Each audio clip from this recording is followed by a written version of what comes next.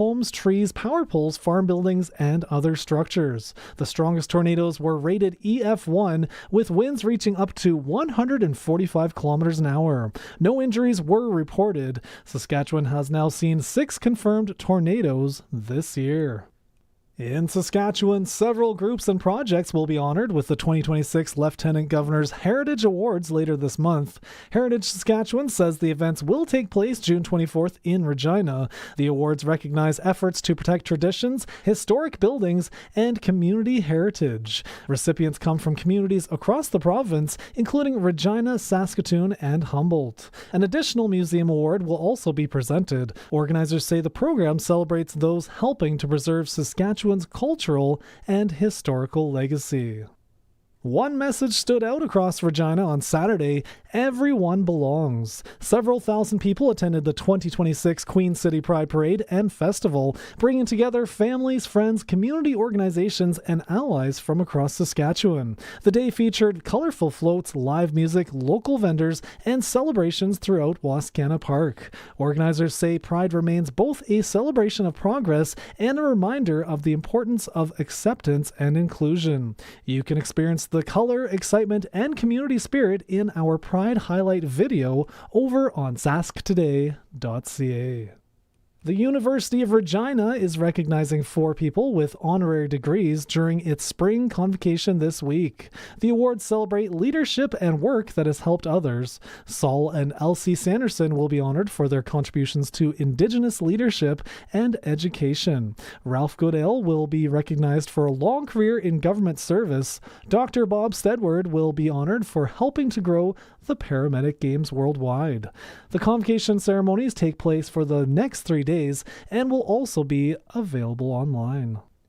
Average rent in Regina has climbed over the past year, even as rental prices decline in many other parts of Canada.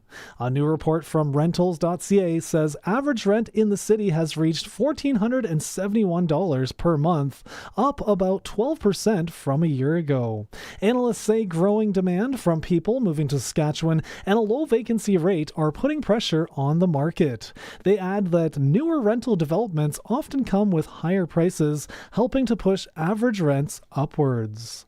That's 620 CKRM News. Read more stories from around your community and around the province at sasktoday.ca and 620ckrm.com. Weather for B&A Petroleum and Swift Current, with multiple locations serving southern Saskatchewan for over 30 years. See B&A Petroleum for all your fuel and propane needs. Weather tonight, mainly cloudy and a low down to 7. Looking at tomorrow, mix of sun and cloud.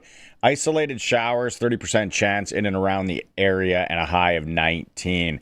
Tomorrow night, scattered showers continue, low down to 7. Friday, partly sunny, maybe some isolated showers in parts of southern Saskatchewan, and a high of 19. Looking ahead to Saturday, mostly sunny and a high of 19. And Sunday looks for occasional showers and some isolated thunderstorms for Father's Day, and a high of 17. Currently, in downtown Regina, mostly cloudy. It is 18 degrees. B&A Petroleum is a southern Saskatchewan family-owned business that's there for you. They've been supporting their clients for over 30 years with locations in several communities throughout the southern part of the province. B&A Petroleum is available for all your bulk fuel and lubricant needs, with propane at selected locations Monday to Friday. And don't forget, their Cardlock location is accessible 24 hours for your convenience. B&A Petroleum. Fuel you once, fuel you forever. 620 CKRM on location. And a good afternoon. Thank you so much. I'm Colin Lovequist. Want to get you encouraged to get to the phone and get a ticket for something special. This is a great lottery that's been around for some time, 31 years and going strong. And every year we've added to the jackpots, and we've added again this year. We're going to give away $250,000. That's right, $250,000 for a $100 ticket. And if you want the combine, we'll give you $330,000 towards a purchase of a brand new combine, whether it be a John Deere, a Case IH, or a New Holland. The choice is yours. And we're just getting started. We got a ton of subsidiary draws, including 25 draws of 1,000. Early birds coming up on Monday. That deadline is Sunday. We're going to draw for that Chevy Trax SUV. If you want cash instead, we'll give you cash in lieu, and so much more. Lots more. Pick up the phone. Give us a call. 1-888-453-1998. 1-888-453-1998. To celebrate CKRM's 100th anniversary, we're honoring the icons who helped shape this station into what it is today.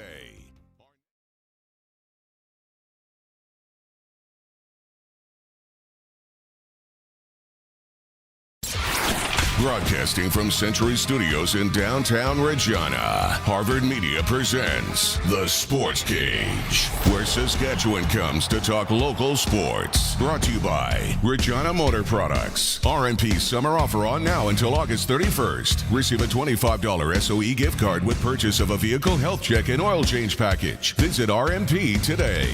Be part of the show. Call 1-866-767-0620 or text 306-936-6262. The Sports Cage. Streaming at sportscage.com, our YouTube channel, and on the radio at 620 CKRM.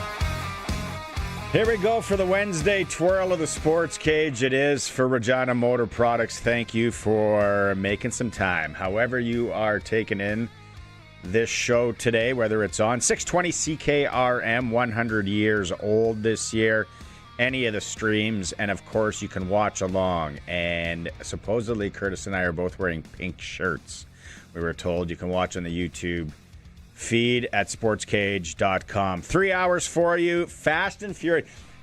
It's called the Sports Cage, and I know sometimes we like to talk music and pop culture and just other stuff, and we'll do that again today, but we have a number of different sports to cover today. Hockey with Eric Francis. Some news out of the NHL. Football, of course. Saskatchewan Roughriders. Dustin Nielson from TSN. Also, Edmonton Sports Talk. He's going to join us in hour one here. We're going to talk hockey and football with Dusty. World Cup. Lee Kormish, our soccer insider, who's been, I don't know how many stadiums he's been to already in this World Cup, but he's trying to hit them all. He'll be on in hour one. Hour two, Eric Francis, NHL Insider, our second last segment with Eric before the off season.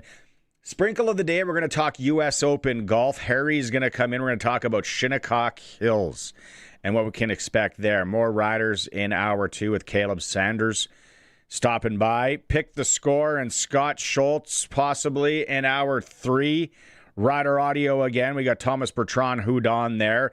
And then going into the Saskatchewan Hockey Hall of Fame on Friday, one of the nominees going in, Ed Staniowski, an interview we had on the Monday Nooner. We're going to hear that in hour three.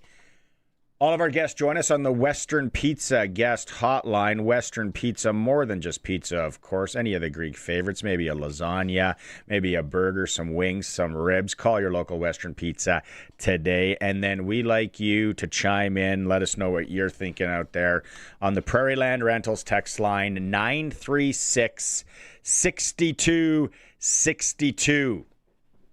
Prairie Land Rentals, 600 Albert Street. You get to deal with the owner and Husqvarna dealer as well. All right. Monsters and Mayhem, Curtis.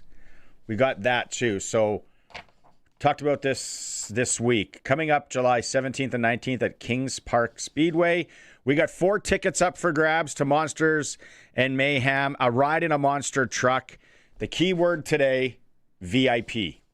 Just VIP to 936-6262 if you want to be entered in that. Like I said, we got Pick the Score coming up as well.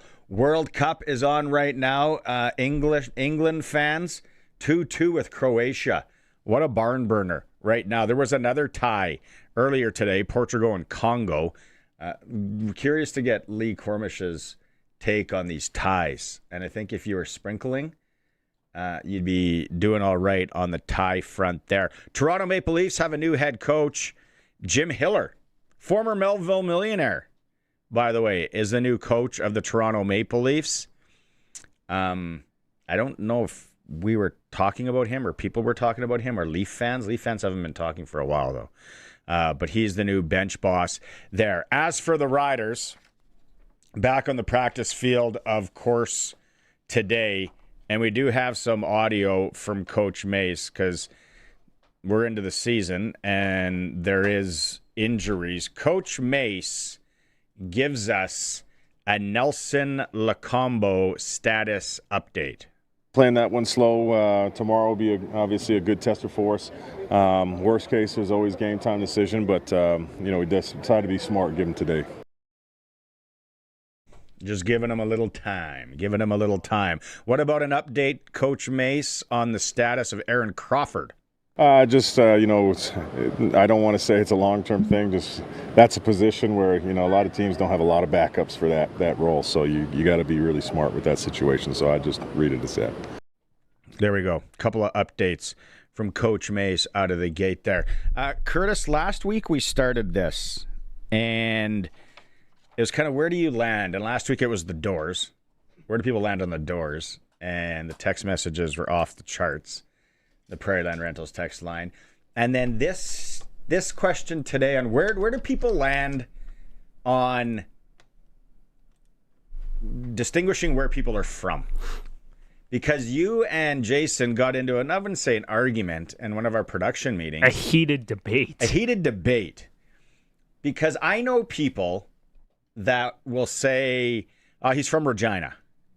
Well, really, he's from Lumsden. Or if someone's from White City, Emerald Park, bedside communities. I'm originally from Saskatoon. I always say people's from Warman, they're from Warman. People from Martinsville, from Martinsville. But I fall for it more so in Calgary. Because is there Airdrie, right? Yeah, there's a lot of bedroom communities that are close to Calgary. What about Okotoks? Okotoks is a weird one. Like, Okotoks is big enough and far enough away that you might say you're probably from Okotoks, not Calgary. But, like, places like Cochrane and Airdrie, you're like, hey, I'm from, like, Calgary. Cochrane and Airdrie, okay. I think I have a friend that lived in Chestermere, and I just said he lives in Calgary. He's from Calgary. And then it's pretty close, too. Do a lot of people say Regina if they're from, like, White City or, like, Pilot Butte? Or do I bet you people say they're from Pilot Butte, White City, Emerald Park. Mm-hmm. They're proud of that. The Prairie Storm Hockey Organization usually has good teams. They do get to pick from a lot of kids and have one team, but that's besides the point. Lumsden as well. People say they're from Lumsden. They're proud to be from Lumsden. They should be. Pence. Yeah. Grand Coulee's a tricky one.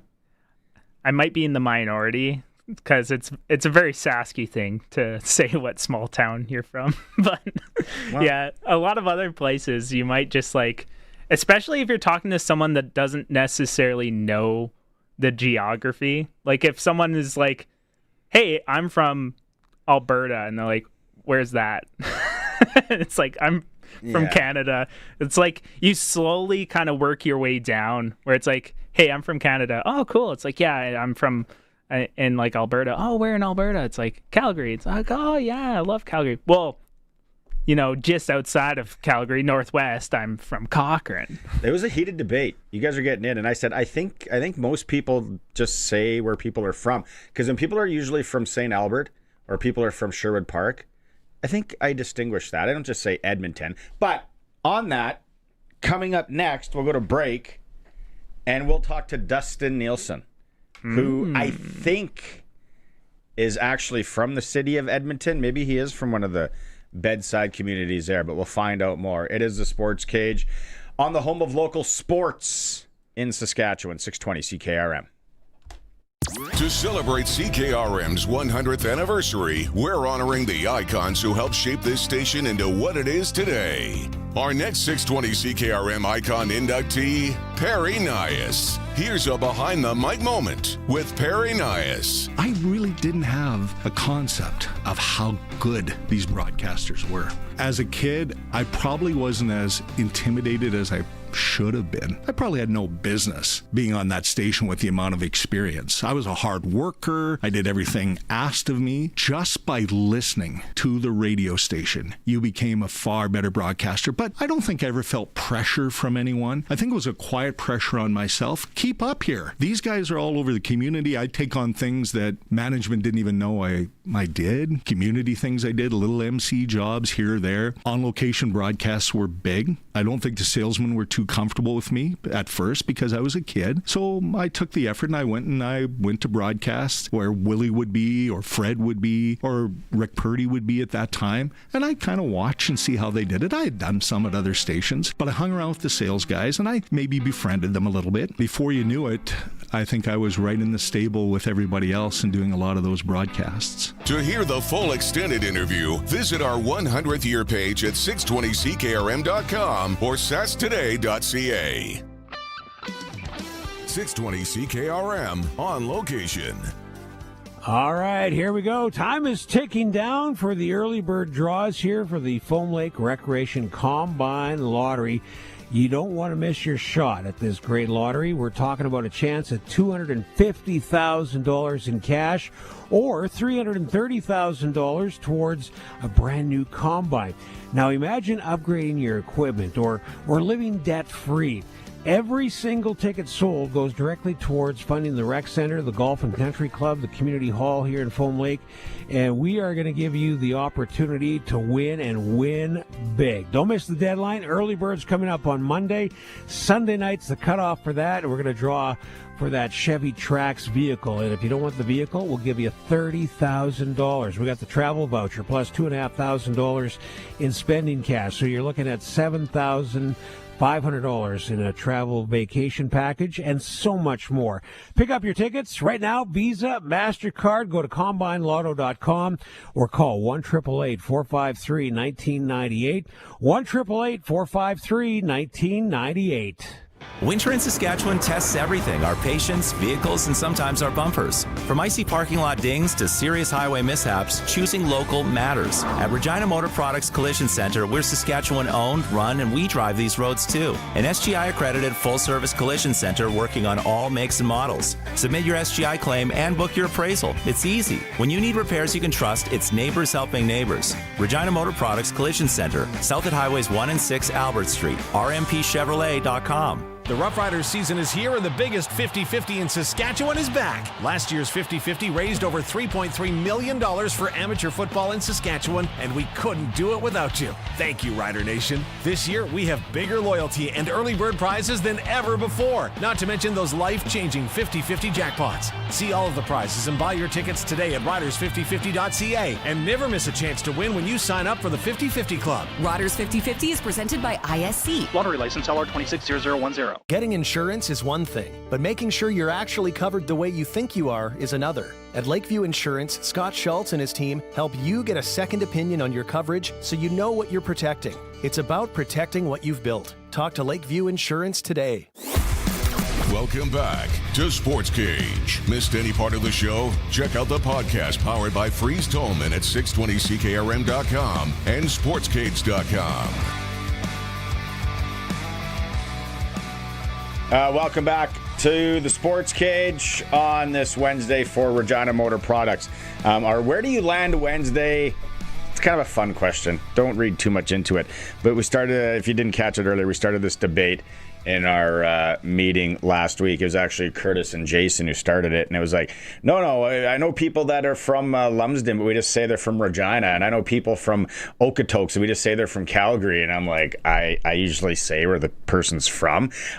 Joining us on the Western Pizza Guest Hotline right now from Edmonton. I think you can hear him mornings on Cruise 95.7, obviously Edmonton Sports Talk, and TSN calling football games, Dustin Nielson. So are you in the city of Edmonton? Because I got people from St. Albert and Sherwood Park. I usually distinguish where they're from.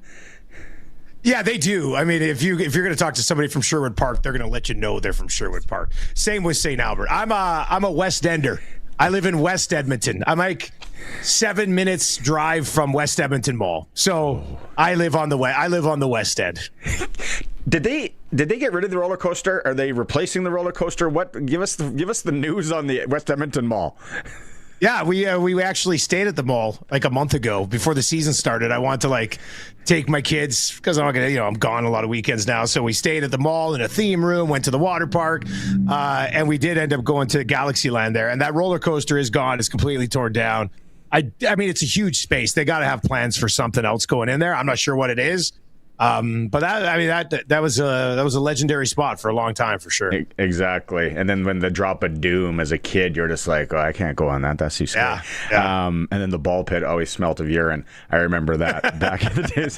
What games are you doing? What games are you doing this weekend, CFL wise? I'm doing Friday Night Football again. I'm doing all Fridays this year. So we're going to go to Hamilton for BC Hamilton Friday, and then I'm actually heading to Ottawa to do the 1:00 game, the first game of the triple header on Saturday. So I'll get to do that one. And then it actually works out well. I'm landing in Ottawa, going to the stadium, calling the game, then going back to the airport and flying home. So I get home by 8:30 Saturday night. So it's 2 quick games and then back home for Sunday, which I guess is Father's Day. So I get to see my kids on Father's Day, which is nice. Exactly. I think I hear next Friday then you're in Sask for that Toronto home game here, and I heard it's white jerseys with white numbers, so you won't be able to. Yeah, awesome. You won't That's be able great. to see a thing.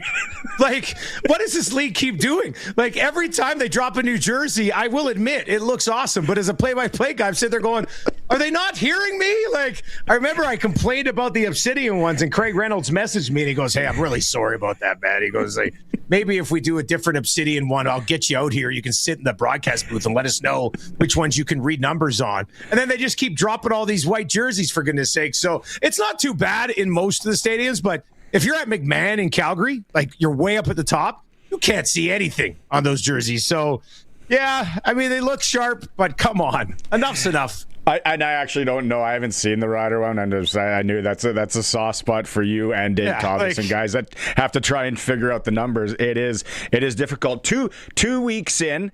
What's your take on how the CFL? I love the parity in this league, Dusty. It's been awesome. We were talking last week to one of the coaches before a game, and they basically said there's no easy game on the schedule this year. And I think the Ottawa Red Blacks are going to have to prove that. The Red Blacks' new coaching staff, interesting quarterback situation, but pretty talented defense. They got some good players, especially at linebacker, and then obviously a great receiver room. So, and they got Greg Bell, who they brought in this year. So, I didn't love what I saw from Ottawa in week 1, but I think they're going to cause some issues along the way as well. And all these other teams, man, it's great. Every game, you look this week at the spreads. 3 of the games are a point or a point and a half, which is basically a pick 'em across the board. So, that's been great. It's been a great start to the season on that front. I would also say that quarterback play has shocked me so far. I know we have great quarterbacks in this league, but for the numbers that are being put up right now, I just hope all these guys stay healthy. If all these guys stay healthy, I think we could have 4,000 or 5,000 yard passers, which would be nuts. So I've loved, I did that Davis Alexander, Chad Kelly game Friday night. Awesome. Just absolutely incredible. Davis Alexander, I mean, he just slings it. He's not afraid to take deep shots. Mm-hmm. They were running flea flickers early in that game. And then Chad Kelly was out. There's the flea flicker. And then Chad Kelly was absolutely, answering back every single moment. So it was a highly entertaining game. Then I got home, settled in, and watched Trevor Harris and Nathan Rourke go head to head. And that was fabulous as well. Little known fact, that's how I got my football concussion on a flea flicker. We never should have ran it. I had 2 linebackers land on my head from Walter Murray or Evan Hart. I was like, that was a really dumb play. And Roger Millions is calling it on Global Sports, so I have the video of it. And I'm like, this is how Dad got one of his concussions right here, kids. It's a sketchy play. What a story, though. Yeah. Okay. You talk about the quarterbacks. It's turning. It's like an old man's quarterback league almost. The old guys can still sling it, and they're not that old. But Trevor Harris at 40, player of the week, 417. When you look at what these older guys are doing, especially if you're watching south of the border, you're like, this league is fantastic, and these older guys can still sling it. Yeah, I mean, I think there's a couple of things there, right? One would obviously be you have to have a great offensive line. and you have to keep these guys upright. And the problem for defenses is that a guy like Trevor, especially, who I think outside of Rourke and maybe ahead of Rourke, has the quickest release in the entire league. Bo Levi Mitchell has been here for so long. Nothing you're going to throw at Bo is going to rattle him. He knows exactly where that ball's going all the time. I did the Winnipeg game in week 1, and Zach Collaros looks like he's got a lot more zip on the ball this year than he did last year. Vernon Adams is obviously an absolute gamer.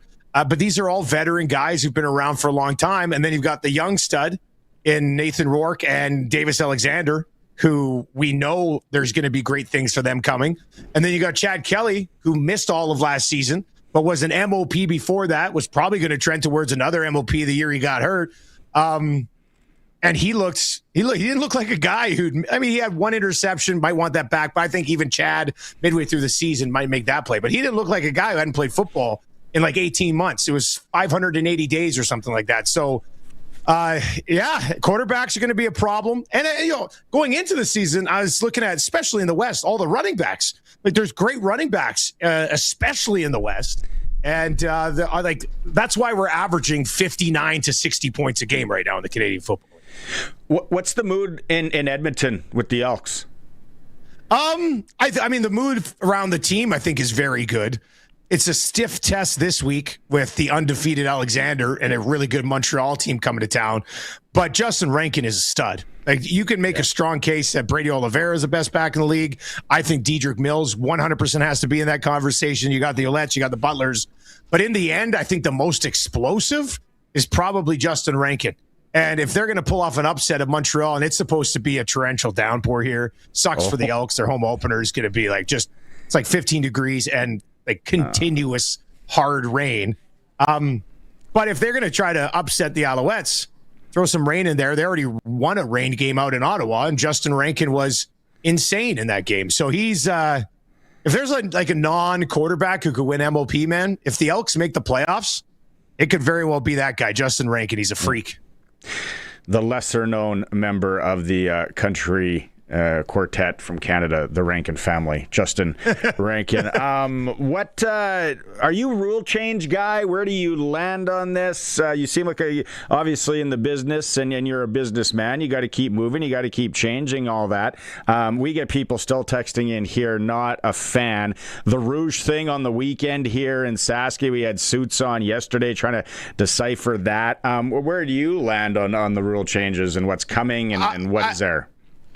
From what I've seen so far, I like the new play clock thing. The games seem to be moving along really quickly. Like, they seem to be moving along pretty smoothly. I know there's been some issues with our game clock on TSN that is more related to the stadiums that we're in. But I've liked that so far. I think in the first game I did, there was a situation with like 5 or 6 minutes left where I think it was Winnipeg or Calgary. One of them was down by 1. And I was like, man, they could miss a field goal here and it won't tie the game, which would be crazy on the first game. So that didn't happen. And then, with what's coming, look, you can sit here and make a very strong case, especially through the first 2 weeks of this season, that there's no reason to touch this league. Like, it's 60 points a game. Everybody's healthy right now. It looks pretty good. But I also, I would have probably left everything the same. But I also don't think the rule changes are going to ruin the game. Like, I think it's going to change the game a little bit, but I still think with the wide field that games are going to be highly offensive. I do think that the uprights not being in play is probably a good idea. And if you're gonna tie that all together, then you need to shorten the end zone a little bit to help the field goal attempt. So it's super risky, but I will say this about Stu. I mean, from a business perspective, the league's got a ton of positive momentum right now. So, yeah. I mean, you might have to just let him cook a little bit and see where it goes from here.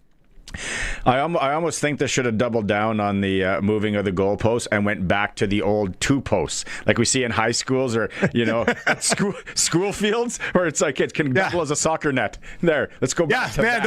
I think we had one of those in Cranbrook growing up as a kid, and I was like, "What is going on with this thing?" Might as well get there. Yeah, why not? Dustin Nielson's joining us here from Edmonton Sports Talk, of course, TSN as well. What are you curious to see? Now, you don't get them till next week, but what are you curious to see from the Riders this year? Well, that Schaefer-Baker game was huge. You've got some talent, and then if you get a healthy Schaefer-Baker who can continue to play like that, it could be a massive season for Trevor Harris if he's just going Emilus, Keyshawn, and then obviously Kean Schaefer-Baker, who had just a monster game. So I'm interested. I'm interested when I finally get a chance to see these guys play. We were talking about it on the Lock Shop, one of the shows that I host out here at EST today. I think it's probably fair for the Riders as defending champions to probably feel like a little bit disrespected with the way that people would talk about Rourke and the BC Lions and Montreal, and is there a Winnipeg bounce back coming and stuff like that. So, I think Trevor Harris and Corey Mace with a bit of a chip on their shoulder when maybe they don't necessarily need to have one. I don't think that's the worst thing in the world for the Riders. So I just it's so early in the year, but I know people aren't going to stay healthy, but man, if they can keep the 3 top-end receivers healthy, massive seasons, if Trevor can stay healthy and play like 90% of the games, it's just going to be so back and forth the entire way. I'll say this, I speak very highly of the Riders, but there's zero chance you can take the Calgary Stampeders lightly. Yeah. Calgary's getting Arimolade back. They're getting Hutchins back. And I would say with Hutchins, Arimolade, and Clarence Hicks, that's probably the best defensive line in the league when they're all healthy. So, even that's going to be a huge test for these guys. And the Riders haven't beat them since 2 years ago. They kind of swept us last year. No, for sure. Who did you have beginning of the year? I don't know if I caught it with... I did Calgary-Winnipeg week 1. Ooh. It was Calgary-Winnipeg. Yeah, it was good. That was a good game. 30-28. Castillo walked it off. It was awesome. It was walk-off field goal. What was your Grey Cup prediction to start the year? Geez, I think, man... I'm sorry, but versus white jerseys. It was Montreal, BC. Okay. But I mean, that's all right. There's something to be said about Nathan Rourke needing to find a way to get, and it wasn't a great thing last week that now it's not on Rourke, gets them the lead, and then the defense can't shut them down. Exactly what happened in the West Final last year. So BC might have some defensive issues. We'll see if they can sort those things out. But I do think. I mean, I would like to see Bo go against Trevor or Davis versus Nathan. Give us the 2 young guns or let the 2 vets go at it. I think those will all be awesome storylines. So, but Toronto, I got to firsthand look at them last Friday in Montreal. They're going to be better than I thought. I was underselling them. It's. I know I'm a CFL guy, but. Even with CFL fantasy, I'm getting text messages into my show. Everybody's talking about it. I'm loving it. I think that, and it always is. It kind of goes without saying, but that bye in the West this year and hosting things, I don't think that'll be ever as important as this year for some reason. We'll see how that lands. Okay, let's shift. I want to shift to hockey. Who is coaching the Edmonton Oilers come September? Whoever is allowed to by the National Hockey League, I guess. Man, I've thanked the Oilers multiple times over the last 2 months for providing Edmonton Sports Talk with just juicy content basically every single week. Our numbers on Edmonton Sports Talk have been better the last 2 months than they were for a 3-month cup run, and they were amazing for a 3-month cup run. We were blown away. And I thought when they got eliminated, I was like, oh, man, we've only ever had cup runs at EST. I wonder how it's going to work. Oh, yeah. And it's worked beautifully. It's the most critical offseason in franchise history. And they've done nothing but botch it and look ridiculous for the last 2 months. So I think it's going to be Babcock unless he did something awful beyond the phone thing in Columbus. I think it'll be Babcock. And the thing, so many people are talking about, well, what did he do? Why wasn't he allowed to coach? I don't think enough of us are talking about hasn't won since 2008 in the National Hockey League and has never won in the National Hockey League without Nicholas Lidstrom, who's arguably a top 3 defenseman of all time. I'm nothing against Bush and Ekholm, but they're not Nicholas Lidstrom. No. So and Nurse is out of town too. So you know. Well, yeah, we'll see about that too. Jeez. But why? I can't understand. You're closer to it. where Connor and Leon would definitely be in on the conversation to be like, hey, is this like, it sounds like, and I think I heard you guys talking about, like, they want someone hard. They want like almost a tyrant. They want that old school, like the Sutter thing came out too, and I was like, what? Yeah. That baffles me, Dusty. Yeah, it's interesting because why didn't you just listen to the other coaches more? You know, like if you're sitting there going, we need a harder hand, why didn't you just listen to Chris Knobloch more? Like, to me, when you say you need a harder hand, it means the other coach was telling you things and you didn't listen to him because he wasn't a jerk to you. You know, like, to me, there's a disconnect here that I've not yet been able to wrap my head around. And we were talking about it on Oil Stream like an hour and a half ago. You know, you're sitting here and we have all the insiders on the show and they talk about, you know, it is mostly about roster construction. And the only thing that Babcock could possibly hamper is improving the roster by not being able to bring in guys who want to play for him. Like, what if there's a couple of good free agents who are like, man, I'd like to be a fit there, but I don't want to play for Babcock from what I've heard. Yeah. So if roster construction is truly the issue, this decision could possibly like hamper your ability to improve your roster, which to me, from a business perspective of anything, why would you ever shoot yourself in the foot when you're trying to improve your product? So I don't know, man. It's going to be, and the whole thing, like Bruce Cassidy was literally reported by insiders as their number one target. And then they can't talk to him. And then all of a sudden the entire organization says Babcock's the guy. And it's just, it's dysfunctional is what it is. Is it the most important offseason ever for the Edmonton Oilers and maybe the start of the season? Yeah, I think so. I mean, if this season doesn't go well, there's probably a good percentage that next offseason, unless McDavid's nuts and just wants to be an Oiler forever, there's probably a good chance next offseason he sits there and goes, okay, guys, you're like, this is if this season trends even remotely in the wrong direction, next offseason, you're going to have to make a call on Connor McDavid. So in order to not get to that point, you need to knock this offseason out of the park. And I don't think this was the plan of how they expected it to start. Like, they fired their head coach after a leak came out that they were trying to replace him. So it's not how they draw it up. Maybe they back themselves into something and get lucky, but it's been trending in the wrong direction for a couple of years, and people here are kind of worried about it. I'm waiting for a Ken Hitchcock rumor or something. Let's just get really crazy. Well, Mac T, there's always like the Mac T rumors and stuff. Come on. And the best thing out here right now, I'll say this, Jamie McLennan keeps bringing up Sutter. And Sutter's like, they're auctioning off the farm like this month. Really? And people are like, Sutter's selling the farm. He might be ready to settle in. And then there's the whole Tortorella thing. I mean, I don't think you're going to get Tortorella for a couple of years. I don't know if he wants a piece of that. So it's highly entertaining. I'll just leave it at that, I guguess. To your point, I think at least with Torts or something, you could get some of these free agents. Whereas with Babcock, you might be getting guys that are playing in Lacombe. Yeah, you might get guys like it's not like, I don't think every player in the league is anti-Babcock. Obviously, Zach Hyman, who played for him, had to have put in a good word for him if McDavid and Draisaitl are on board. And I think Zach's one of the highest character guys in the league. It's really kind of twisted my mind around because Hyman's brother hired Babcock's son to coach his junior team. And then obviously Hyman has given Babcock kind of a thumbs up here. And that's the one area that I can't really wrap my head around it, but we'll see if the NHL says it's good to go. And if they don't say it's good to go, well, then I don't know. I don't know that. You got to go to the farm auction and make a pitch. Yeah. Hey, we need you. Exactly. All right, man. Thanks so much. Let's do this again. I really appreciate it. Love listening to you guys in the morning on Edmonton Sports Talk. Have a safe couple flights out east, and we'll catch up again. Sounds good, man. Thanks a lot. There he is. Dustin Nielson.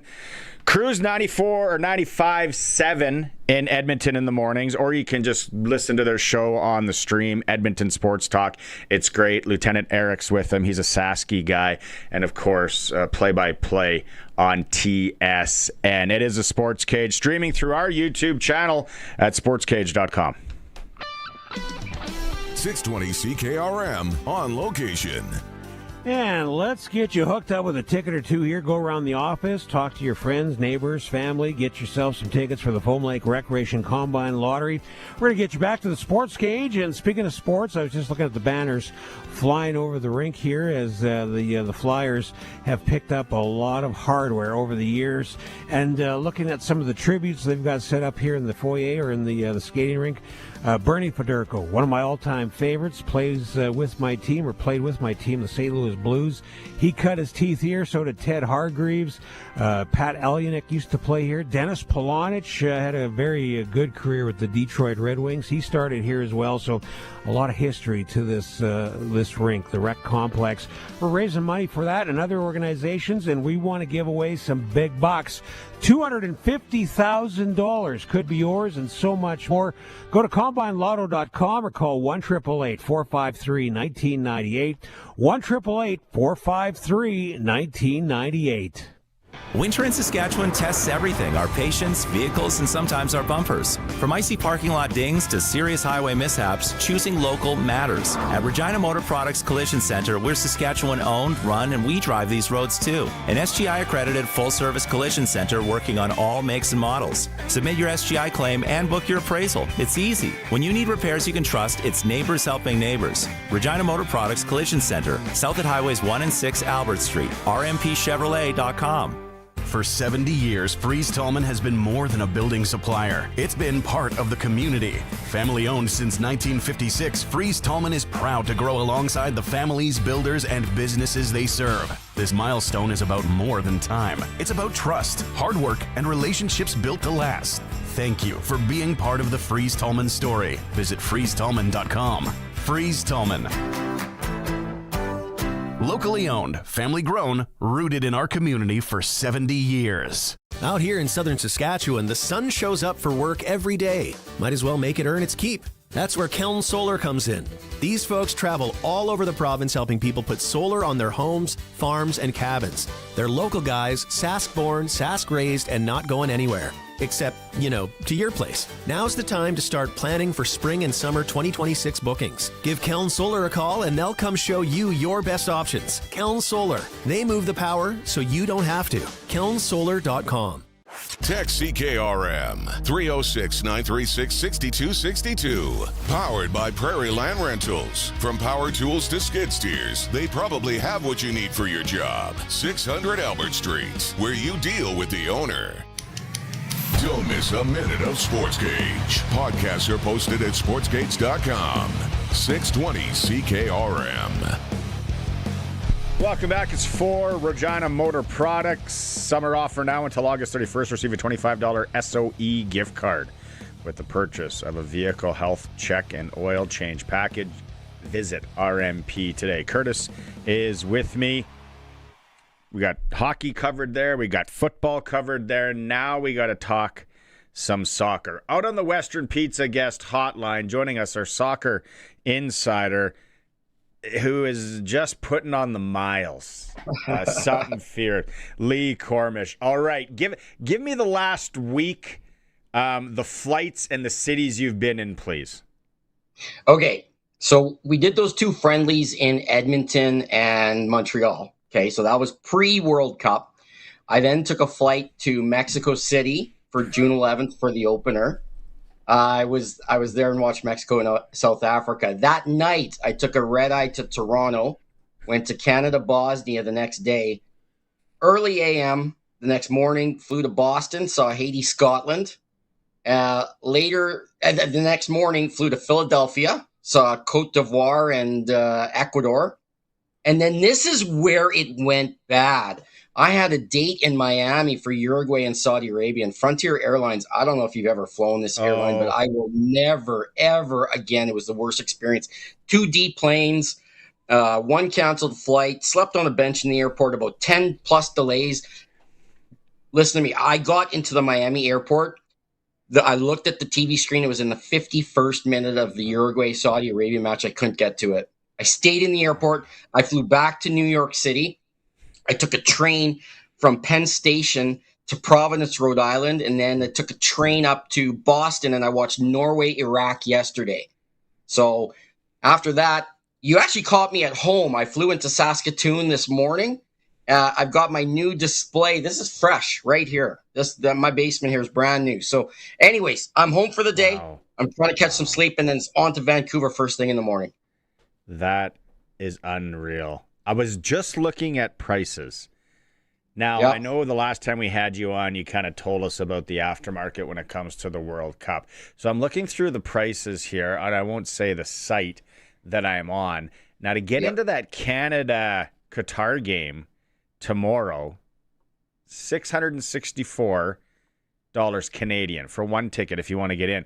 But then I was like, okay, well, yeah, see, there's some games that are way more than that, like Panama, Guam in Toronto is over 1,000. And then I scrolled down, Mexico versus Korea Republic, $3,500 to get into that one in Mexico. So these games in Canada are a little bit of a bargain. Well, you know what? The Canadian ones are actually, when you look at all the games across the three countries, the Canadian games are actually the most affordable. And I'm saying, you're talking $664 affordable for a 90-minute soccer match? Listen, that Mexico-Korea game is in Guadalajara. It's not in Azteca, but those Mexicans are crazy. I was in Azteca for that opener, and I paid $26.99, and that was when it dipped. I'm telling you, I picked it up at the right time because they flew. I looked the morning of that match in Mexico City. Those were 7,000 Canadian on the FIFA site. Are you kidding? No. That's crazy. Okay. We talk about Canada, Qatar tomorrow. Yep. What's expected to happen? We're expected to win. We are expected. We need 3 points.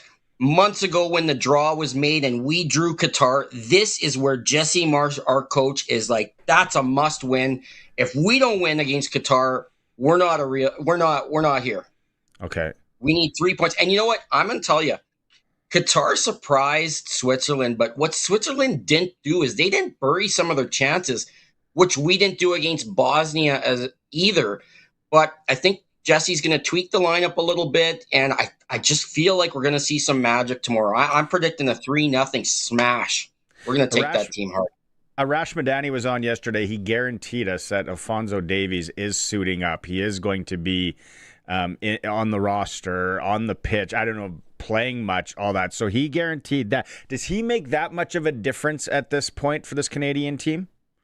Well, there's two ways of looking at that. See, now, being that Davies is at risk of injury, he's gotten injured 3-4 times in the last year and a half. We haven't seen him in a Canadian uniform on the pitch since March of 2025. That's almost a year and a half not being in the lineup. So they could rest him against Qatar. You know, if the first half is going okay, we get one, we get two. You know what? Davies is sitting on the bench. We're not risking this. Need him for Swiss, need to win the group, need to stay in Canada. That might be Jesse's focus. So I'm not as concerned about Davies tomorrow because I think we can handle Qatar with or without Alphonso Davies. But after Qatar, Alphonso Davies is every reason for our success or non-success the rest of the way. Okay. Thank you. Clearing that, our soccer insider Lee Kormish is with us here talking about the World Cup, and he's on a plane again tomorrow morning, flying everywhere. The tournament, as a guy who likes to sprinkle, I like to, responsible gambling. I'm like, man, a guy's got to start hitting these ties. Like, there is a lot of parlay a couple of these ties every day. You're laughing. Well, it's true, and I'm a tie guy as well. I like 0-0 draws. But there hasn't been, there's only been one of those, which was a surprise result with Spain and Cabo Verde. But the ties, I couldn't believe I saw 4 ties in one day at the World Cup. And my brother, he loves to sprinkle the dollars down too. And he saw a real missed opportunity. So, yeah, it's rare to see 4 ties. In fact, you usually see wins and losses more than ties in the group stage.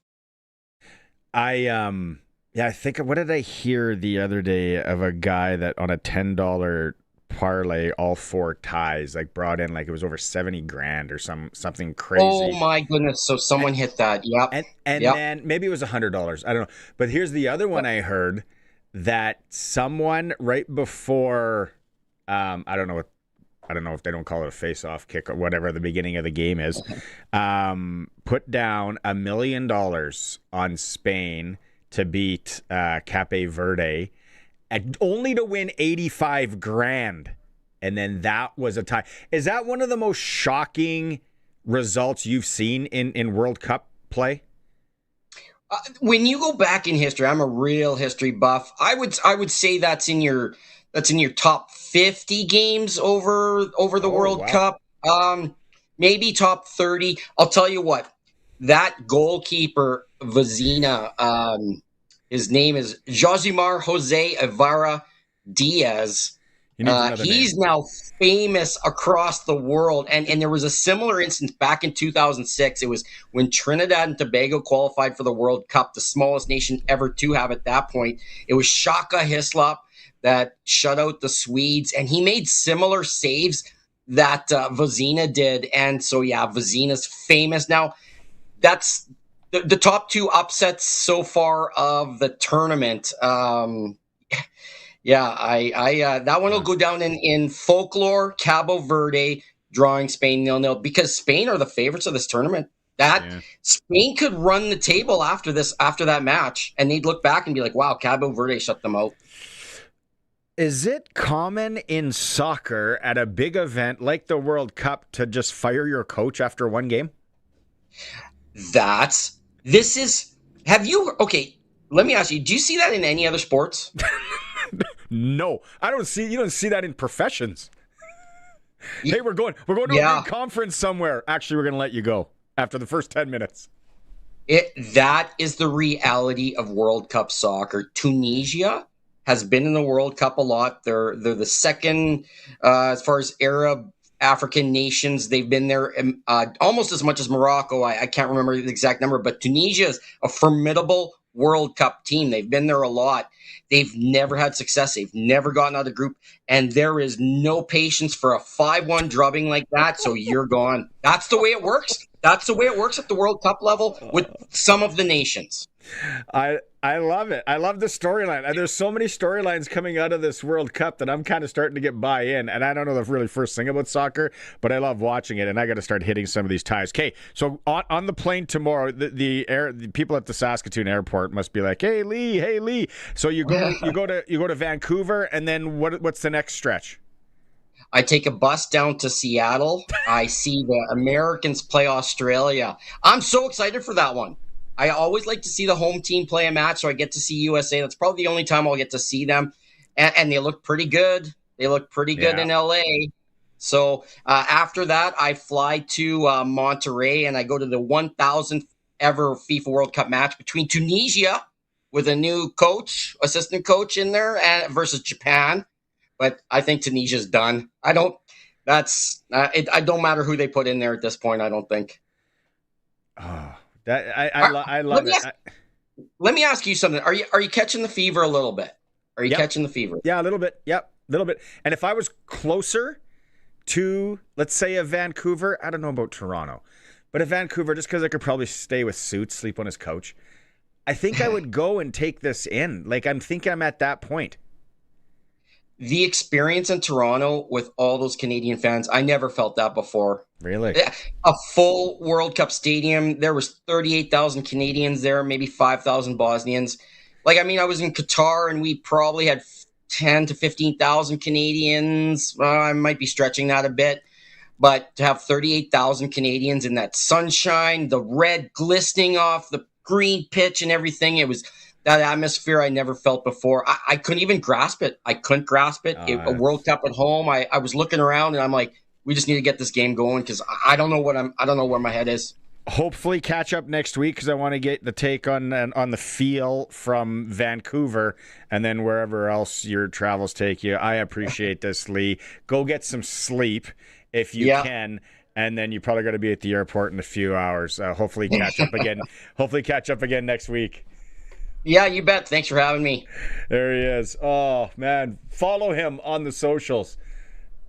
I can't believe the travels and what he's getting into. You're just going to take a train from Penn Station to Rhode Island into Boston and then go up, and then he's taking a bus. Planes, trains, and automobiles. Great, great stuff. Lee Kormish joining us here on the Sports Cage. We'll go to break. It is The Cage. We're on the home of sports in Saskatchewan, 620 CKRM. Pack your bags and get ready for a trip of a lifetime. 620 CKRM and Kloss are giving you the chance to experience 6 unforgettable days in Germany. Enjoy a scenic Rhine River cruise, incredible food, local wine, and unforgettable nights taking in the culture, sights, and sounds of Germany. And yes, you'll also tour the Kloss World Headquarters and see how everything's built up close. Be listening to find out which sponsor locations you can enter at across southern Saskatchewan and catch chances to qualify during Sask Ag Today with Ryan Young. The grand prize draw happens this July at Ag in Motion. Don't miss your shot at the Kloss Germany trip giveaway. Brought to you by McBids, Borgo Tillage Tools, Johnston's Grain, P90 Energy, and 620 CKRM. If you've been putting up with cold showers and hard water that makes everything feel like more work, stop waiting. Reliance Heat makes it easy. Rent a water heater and a water softener starting at about $1.20 a day and get $400. That means hot water when you need it and water that just works better. No big upfront cost, no hassles. Visit waterheaterrentals.com to get the offer. Call on Reliance. Limited time offer. Terms and conditions apply. See website for details. Maybe I should compare hail insurance this year. Palliser. Yeah, but, different coverage, deductibles. Maybe shop around. Palliser. You don't overthink it, do you? No. What else is there to talk about? Palliser Insurance. Call your trusted agent today or buy online at your convenience. Visit PalliserInsurance.com. Anywhere, anytime. If you've got a Steelcraft garage door, you've got a door with parts manufactured and assembled right here in Canada. A door with better insulation and seal, plus a warranty you're probably never going to use. Combined with a LiftMaster opener, it's the right choice. And if you don't have a Steelcraft garage door, you should get one. And a LiftMaster opener. 100% made by Canadians for Canadians. Steady, tariff-free pricing and great quality, no matter what. Steelcraft door, Steelcraft door, Steelcraft door. We offer more. It's time for the Sports Ticker, brought to you by Reliance Heath Water Heater Rentals. Rent a water heater and water softener starting at about $1.20 a day and get $400 when you switch to Reliance Heath. Riders added 2 nationals today. They've signed long snapper Mike Benson and defensive back Jonathan Edward. Edward spent the last 3 seasons Toronto Argonauts, suiting up for 41 games. As for Benson, he's played with Winnipeg, Edmonton, BC, and Ottawa. Jim Hiller, new head coach of the Toronto Maple Leafs, second chance to coach in the National League. He's a former Melville Millionaire. He was an assistant coach with the Leafs back 2015 to 19. Western Canadian baseball tonight. Barry's at Moose Jaw. Regina Red Sox travel into Swift Current, and Weyburn hosts Medicine Hat. Blue Jays are in Boston to take on the Red Sox. World Cup right now. England up 4-2 on Croatia. For a while there, it was 2-2. Croatia trying to pull the upset off. Portugal and the Congo tied 1-1. Ghana versus Panama in Toronto later. And Uzbekistan, Colombia tonight from Mexico City. SportsCage.com poll. Which Canadian team is closest to winning the Stanley Cup? Vote at SportsCage.com. Okay, before we go to break, got to get to some of the text messages here that we got in our Where Do You Land Wednesday? Where do you land? Do you call your friends that maybe live in Sherwood Park or St. Albert? You say they're from Edmonton. We've had a couple of texts in. This one was actually pretty funny. Just a small town Saski. We could get a number of stories like this. Years ago, in a high school classroom here in North Battleford, I asked a student if she knew someone who said they were from Glasgow. She said, "Are you sure she's from Glasgow? I've never heard of her. She might be from Medstead." A lot of people from Medstead say they're from Glaslyn. Love the small town Sasky stuff. Cindy says, I call all people from the Edmonton area Edmonton. Kent says his sister lives in Pitt Meadows, but just says, I'd say she's from Vancouver. Sandy says, my brother lives in Mississauga, but I just call it Toronto. So, and there's a local one here. No name. My buddy's from, I said my buddy was from Saskatoon, but he always corrects me. He's from Vanscoy.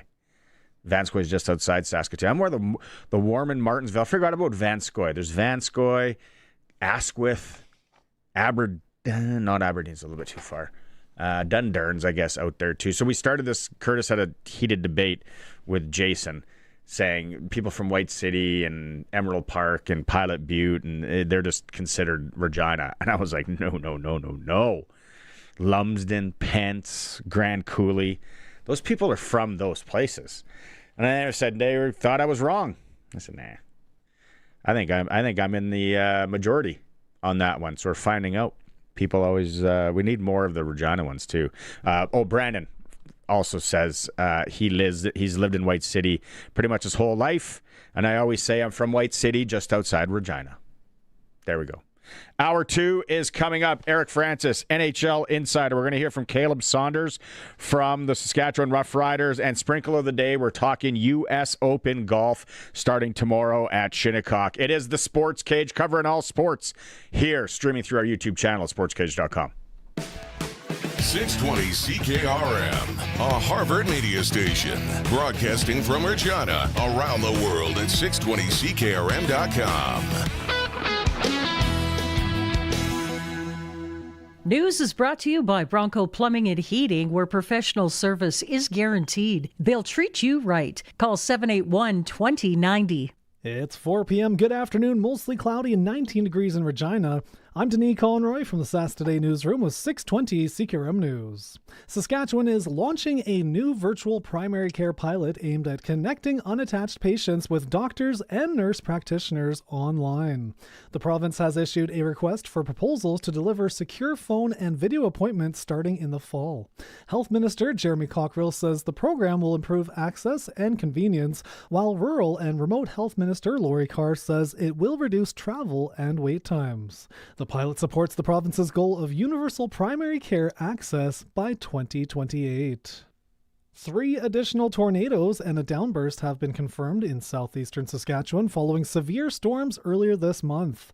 The Northern Tornadoes Project says an EF0 tornado was spotted near LaPorte on May 31st, while 2 EF1 tornadoes struck near Glen Ewan and Cardiff on June 7th. The storms damaged homes, trees, power poles, and farm buildings. A downburst near Oxbow also caused damage to buildings and a grain bin. No injuries were reported. Saskatchewan has now recorded 6 tornadoes and 1 downburst this year.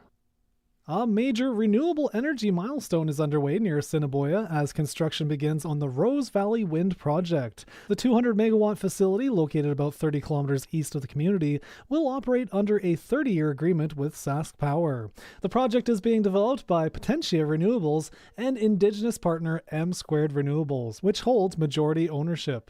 Once complete in late 2027, it will expand Saskatchewan's wind capacity while delivering long-term, low-cost electricity to the provincial grid. Love, acceptance, and community filled Regina's streets as thousands turned out for the 2026 Queen City Pride Parade and the Out in the Park celebration on Saturday. Colorful floats, live music performers, and more than 100 groups helped turn downtown and Wascana Park into one of the city's biggest gatherings of the year. Organizers say Pride continues to celebrate inclusion while also highlighting the ongoing need for equality and respect for all. See the sights and energy from Regina's Pride events in our highlight video now on sasktoday.ca. While rents are falling in many major Canadian cities, Regina continues to see rental prices rise. New data from rentals.ca shows average rent in Regina has increased about 12% over the past 13 months, reaching $1,471 per month. Analysts say migration from provinces such as Ontario and British Columbia is helping to drive demand. Regina's vacancy rate remains below 3%, which is considered very low. Experts say limited supply and higher construction costs are also contributing to rising rental prices. That's 620 CQRM News. Read more stories from around your community and around the province at sasktoday.ca and 620CQRM.com. Looking for a new career with a growing local company? Bronco Plumbing, Heating and Cooling in Emerald Park are now hiring. They're currently in need of plumbers and sheet metal workers, from apprentices to journeymen.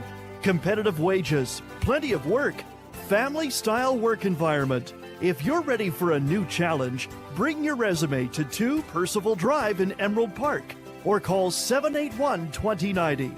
That's 781-2090. Weather for next-gen coatings, spray coatings for truck bed liners, rocker panels, and more. Same company, new name. 1865 McCarra Street, Regina. Weather tonight, mainly cloudy and a low down to 7. Looking at tomorrow, mix of sun and cloud. Isolated showers, 30% chance in and around the area, and a high of 19. Tomorrow night, scattered showers continue, low down to 7. Friday, partly sunny, maybe some isolated showers in parts of southern Saskatchewan, and a high of 19. Looking ahead to Saturday, mostly sunny and a high of 19. And Sunday looks for occasional showers and some isolated thunderstorms for Father's Day, and a high of 17. Currently in downtown Regina, mostly cloudy. It is 18 degrees. For over 40 years, you've known them as Regina's trusted vehicle protection specialists. Now they're introducing the next gen of coatings. New name, new level of protection. They're now next gen coatings. 3 generations of their family have served your family, and that hasn't changed. Same owners, same commitment, ready for the next gen of truck beds, rocker panels, trailers, bumpers, and running boards. The company hasn't changed, just the name. Next Gen Coatings, 1865 McCarra Street. The next gen starts now. Broadcasting from Century Studios in downtown Regina, Harvard Media presents The Sports Cage, where Saskatchewan comes to talk local sports. Brought to you by Regina Motor Products. RMP summer offer on now until August 31st. Receive a $25 SOE gift card with purchase of a vehicle health check and oil change package. Visit RMP today. Be part of the show. Call 1-866-767-0620 or text 306-936-6262. The Sports Cage. Streaming at sportscage.com, our YouTube channel, and on the radio at 620 CKRM. Into hour 2 of the Sports Cage. Thanks for making time and tuning in. The Jeffrey Bowl this weekend in Calgary. People that are texting in, Prairie Land Rentals text line 936-6262. If you're getting in on where do you land Wednesday, do you just call people, be like, whatever, he's from Edmonton. I know they live in St. Albert or Sherwood Park, but Dustin Nielson brought up a good point in hour 1 that if people are from Sherwood Park, they are going to tell you they're from Sherwood Park. I've had siblings that have lived in Sherwood Park. They kind of came across a little like a little pretentious area there. Like when you're like a vegan and you got to let people know that you're vegan? Yes. We could go on and on and on and on and on about that for sure. Are any people listening right now? Are you going to Calgary for the game? Here we go. We can play this game as we wait for Eric Francis to hopefully jump on. How much are tickets? We talked about World Cup tickets. How much, I guess you could probably just go to the Stamps website and find out what the cheapest ticket is to get in for the game Saturday. We need to beat Calgary just for our own sanity. Have you ever been to a game in McMahon? Yes, yeah, I've been to a game in McMahon. And? That's good. I haven't been in a while. Was it a Rider game? Stamps game. Oh. Ticket exchange, referral. How about just give me a ticket option here? Single game tickets. There we go. Here we go. Place your guess how much it cost to get into the game. It's a Battle of the Prairies. Taking me to Ticketmaster here. I'm going to say $32 would be the cheapest ticket to get in. And I was $37. Yeah, family section. $37 to go watch tackle football at McMahon Stadium this Saturday, Riders and Stampeders. There you go. Okay, here he's now. Speaking of Calgary, I think he lives in Calgary. We'll find that out. Eric Francis. Now for Inside the NHL with Eric Francis on the Sports Cage. Inside the NHL is brought to you by Sports Select. Getting in on more of the sports action you want is as easy as playing at sportselect.com. Simply make your picks online, generate your QR code, and lock in your bet at your local Lotto Spot retailer. Kind of had a heated debate. Well, Curtis and Jason did in a production meeting last week, so I thought I'd bring it up to people. So you have friends for sure that either live in Maple Ridge, Burnaby, Pitt Meadows, wherever. Do you just say they're from Vancouver? Oh my God, I don't. Yeah, I would say that, but I don't know if they would say that. Okay, so there's if you have people. What about a buddy that lives in St. Albert or Sherwood Park, or you just say, yeah, he's from Edmonton? Well, I don't know if you want to embarrass yourself and say you're from Edmonton. I mean, I think that's where you want to differentiate it and say you're from a real city. You know what I mean? I'm kidding. I'm playing a role here. I'm just kidding. Because I find it Calgary, and Curtis has lived in the area there. He's at a 403 area code, paid for Calgary license plates, or Alberta. I had a buddy that lives in Chestermere, or had. And he said, I just say he lives in Calgary. And then you said, where are the other, Airdrie? What are the other ones? Well, my parents lived in Cochrane. I just always told people I lived in Calgary. It's basically the same. It's like a 15-minute drive into town, and that's where everyone works. So one of those things. Well, I grew up in Mississauga, and then I quickly say, well, I grew up in, what I say is, to people out west, 2,500 kilometers away, I say I grew up in Toronto. Well, I actually grew up in Mississauga. They're different cities.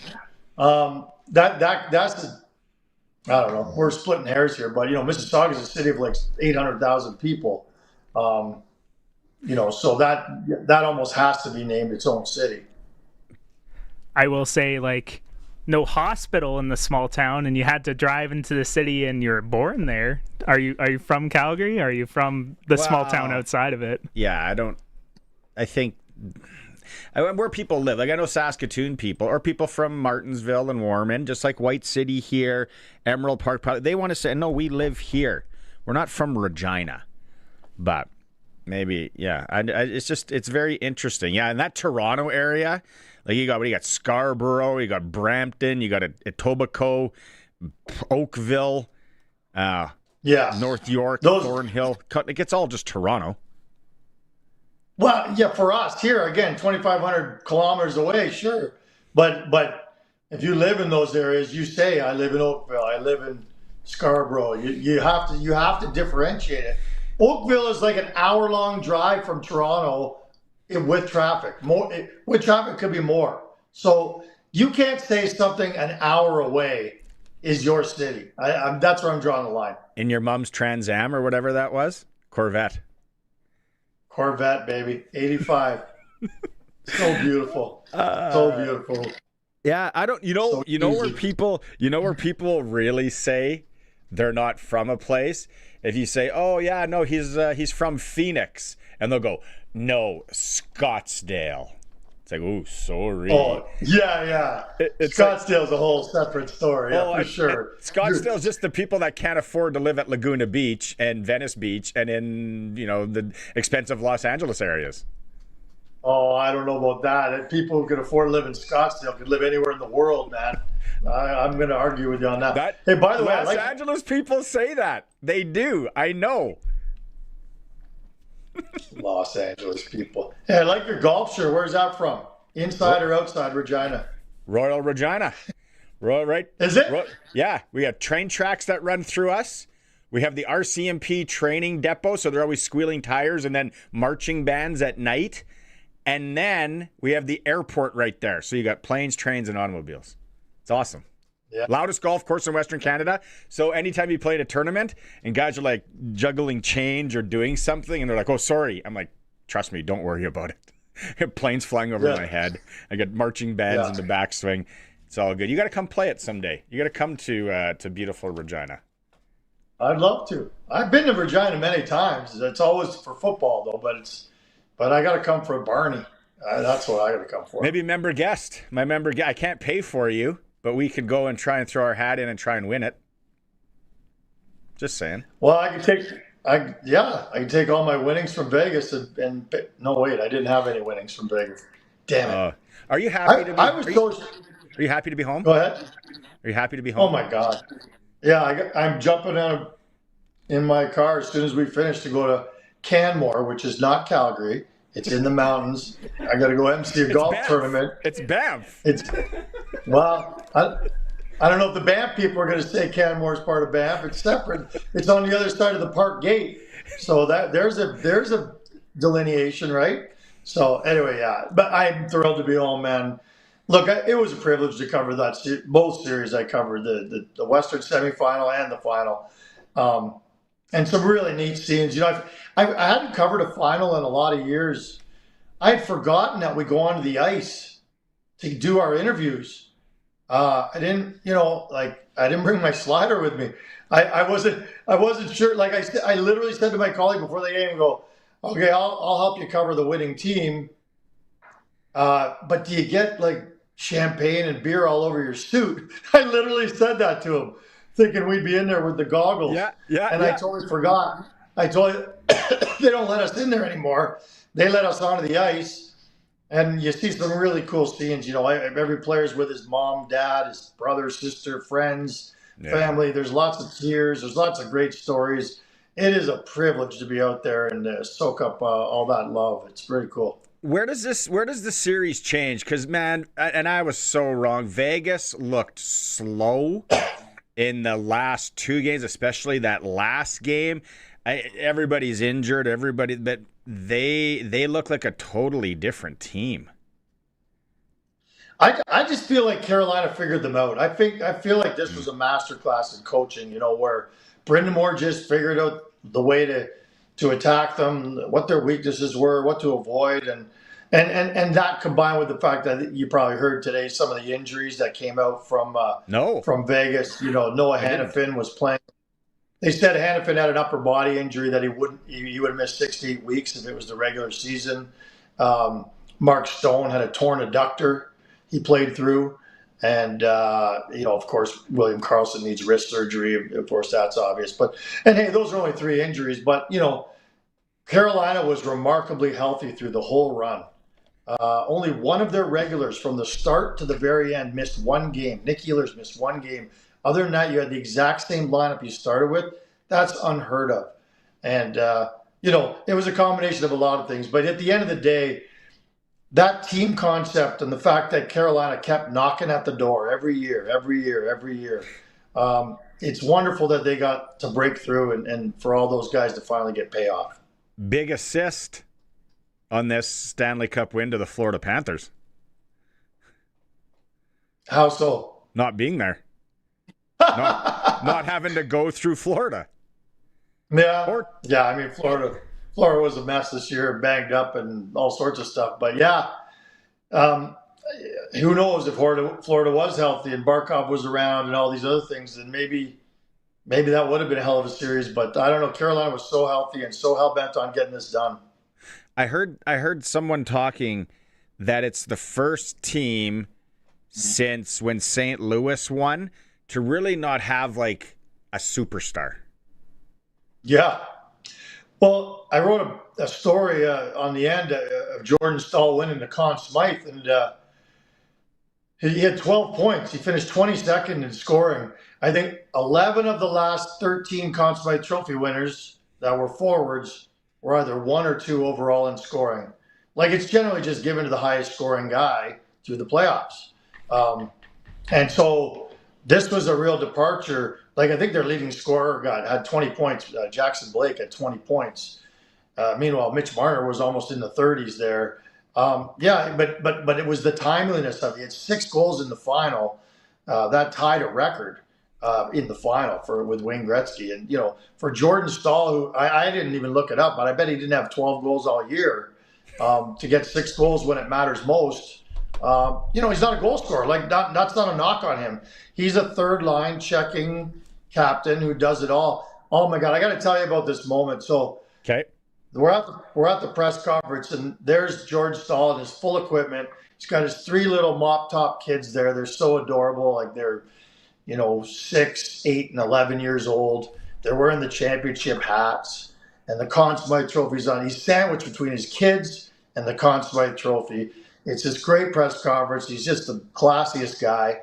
And then at the end, they say, any more questions? And the little girl, Abigail, raises her hand and she says, Daddy, I have a question. And Dad's standing up going, oh boy, what's going to happen here? She grabs the microphone. She's going to be a future journalist. And she says, Dad, can you take me back to the very first game? Why did you punch that guy? And if you remember what the whole playoff started, the very first puck drop, Brady Tkachuk pulled a Tkachuk and decided to drop the gloves on the opening drop of the puck and fought, Staal. And Staal took on the fight and fared okay. And it was almost symbolic that they were in the fight from the minute they started the playoffs, and he was going to lead the charge. I love that. And she remembered it. So cool. Were you surprised that Tortorella's not going back to Vegas? Yeah, I was. But then when I thought about it more, God, he cost them a second-round draft pick with his antics, not wanting to talk to the media. He didn't win any friends. When you're a coach, it's not about winning over people. It doesn't matter. Everybody learned to hate Vegas through this trip, the whole playoff. But I just think that I also think Kelly McCrimmon had made a promise to his minor league coach that we were going to give you the job. And he probably said, look, it's not time right now. Like, I actually think it's a master class in management, in the way Kelly handled it. At the end of the day, it went to the guy who deserved it and put the time in, and I'm happy for that. And Tortorella was a great hire in the meantime. But there's a reason why Tortorella is not employed right now. He wears out his welcome, and he probably did that in that playoff run. I've played that role before numerous times. Have you? It's great. Yeah, no, that Ryan Craig though, and he played for Kelly in Brandon for a number of years. I remember covering him, working TV in Saskatoon, put up some great numbers. He was on some of those good Brandon teams. So yeah, that seems to be the transition there. Freddie Anderson, I just saw that you tweeted about it. Everyone was saying concussion, maybe, because of the death of Claude Lemieux, but he had another injury? Yeah, he said, I was actually not sure if I even wanted to ask it. They won the cup, and what does it really matter? And if it was a mental health issue, I didn't really want to bring it up at this joyous occasion, but I thought, I have to ask the question. I said, are you willing to talk about why you missed action? And he said he tweaked his knee in game 2. Now that's very interesting because he was pulled out of game 3. Yep. He finished game 2, and in game 3 was the game that he let in 4 goals. He was quick to say, that's not why I let in 4 goals. He said, I tweaked my knee and I just couldn't go anymore. And that's another one where they said if it was, they ended up having it drained. He had his knee drained. And they were hoping he could come back. But at the end of the day, when you got a guy like Bussy, who is your guy all year long, it's a whole lot easier to go to him, even in a tough time. They put him in a tough position, but the kid ended up being a star. It was different to me with Aiden Hill. Going from Carter Hart to Aiden Hill would have been a lot. That's not as easy, I don't think, because Aiden Hill, quite frankly, had a horrific season this year. And so there was no reason to have any confidence that he could get the job done. Is there one question or a person that you would like to ask the question to after all this that maybe you didn't get a chance, and what would it be? Oh, wow. That's a good question. I hadn't thought about that.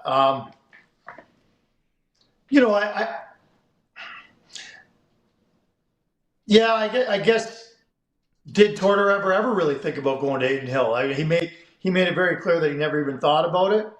But man, the way, I didn't think Hart was that bad, to be honest. But his goals against proved that he was. But he made a lot of big saves, even in the final. So I don't know. I guess I would have liked to sit down and ask Tortorella a lot of questions with a lie detector on him, to see if he would just, be forthcoming on a lot of stuff, because he's Mr. Play games, defend my team at all costs.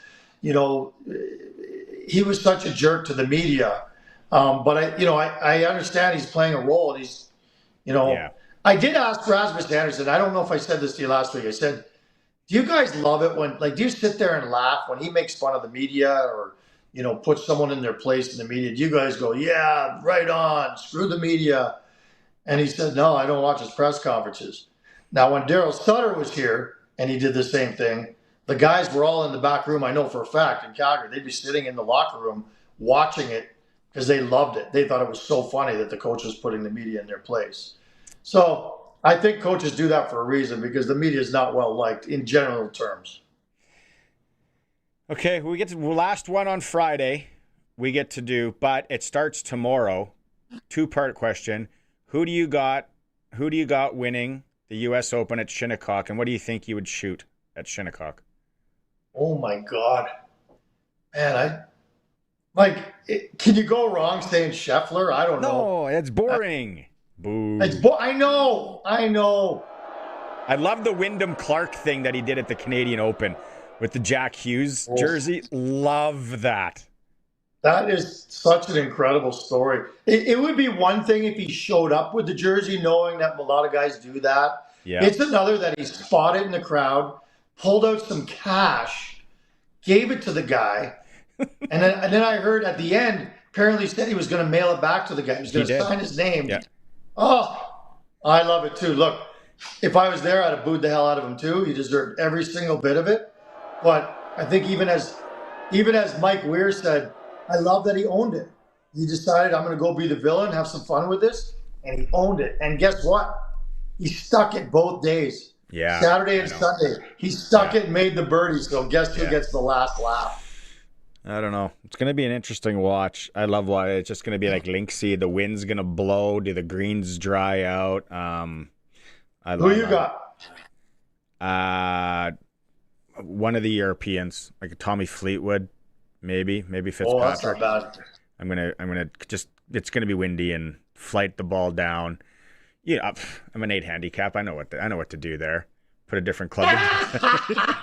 Hey, you're playing Regina, man. You know how to play in the wind better than anyone. Oh, yeah, for sure. Yeah, right. And bugs. All right. Okay, go have fun in the mountains, and then our last one on Friday. Oh, by the way, I'm not letting you off the hook. There's a spot for it, right? The guys made a spot for it right over there in our studio for your suit, one of your suits. You need to send that to us. Better yet, just come here. We'll play golf. I'll take you for some pizza. Okay. It'll be a collector's item because I'll have worn it on Hockey Night in Canada. Yeah, which is no longer. Okay, we got a minute and a half left. I'm not talking about that. No, I'm not talking about that. Okay. No. The first time we've been given the Heisman. Get out of here by Francis. Ain't talking about it. Okay. It means even more to me that I spent a couple of years on the hot stove. I was on Hockey Night. I did after hours. As a guy who dreamt all his life of just being a writer and never even thinking about TV or radio or any of the other things I've been privileged to do. When I got asked to do Hockey Night in Canada, that's the top of the mountain in our business, for me anyway. And I never expected it, and I'll forever cherish it, especially now that it's gone. So that's what I will say about Hockey Night in Canada, because I know we all hold it in such high esteem. Okay, send us that suit, and then when I leave, I'm going to take it with me and put it on eBay. If eBay's still a thing, I don't even know. All right. Talk to you Friday. Bye. Okay. Bye. NHL Insider Eric Francis, brought to you by Sports Select. Play responsibly. There you go. Sports Select. U.S. Open odds. A lot. Okay, we're going to go from hockey. We're going to go to golf next, and then Caleb Sanders from the Riders. That's how it's going to go here. We're going to go to break and be right back. It's a Sports Cage streaming through our YouTube channel at sportscage.com. Hi, it's Perry Nias. Somewhere out there, someone else is listening to CKRM, and they heard the same moments you did. That's what we've been for 100 years, a shared memory across Saskatchewan. And here's the fun part. When you share your memory, it might bring back someone else's, or surprise you both. So if CKRM was ever part of your life, we'd love to hear it. Leave us a voicemail at 306-546-6230. 620 CKRM. 100 years of memories, and still counting. 620 CKRM on location. Have you ever wondered what you'd do with $250,000? Think about it. How about $330,000 towards the brand new combine? That's exactly what you can win in the Foam Lake Recreation Combine Lottery. They've also got 25 separate draws of $1,000. Make sure you ask about that 50-50, 1 for 20, 3 for 50, 10 for 100. That is always growing. And you know what? Every ticket that you buy keeps these local traditions alive and supports places where families skate, golf, and gather. It's a $100 ticket. That gets you in for the game and for some life-changing cash. Pick up your phone, 1-888-453-1998, or check out CombineLotto.com. Good luck. You know that Extreme Hockey and Sport has everything you need for hockey, but warmer weather has them thinking baseball. Be all set for the ball diamond with team kits, bats, gloves, accessories, and training products all in stock. And let's not forget about lacrosse. Don't let spring throw you a curveball. Be ready with Extreme Hockey and Sport, locally owned, community focused, 1425 McIntyre Street at the Cooperator Center, now in Moose Jaw, and online at extremehockey.net. We asked Gordon how he started investing with Brian Gawley at Smart Investing Solutions. We phoned him and met with him, and we went through different options, what was going to work for us, and it's been good ever since. Overall, he's done very well for our investment. Don't guess with your money. Call Brian at 306-546-2533. SmartInvestingSolutions.ca. Getting in on more of the sports action you want is as easy as playing at sportselect.com. Simply make your picks online, generate your QR code, and lock in your bet at your local Lotto Spot retailer. Then sit back, watch the game, grip your chair, and high-five anyone nearby. Every bet is 100% legal with the chance of winning cash in hand. When you're ready to play, bet on the original. Must be 18 plus to play. Play responsibly. This is Sports Cage. Be part of the show. Call 936-6262 or toll free 1-866-767-0620. 620 CKRM.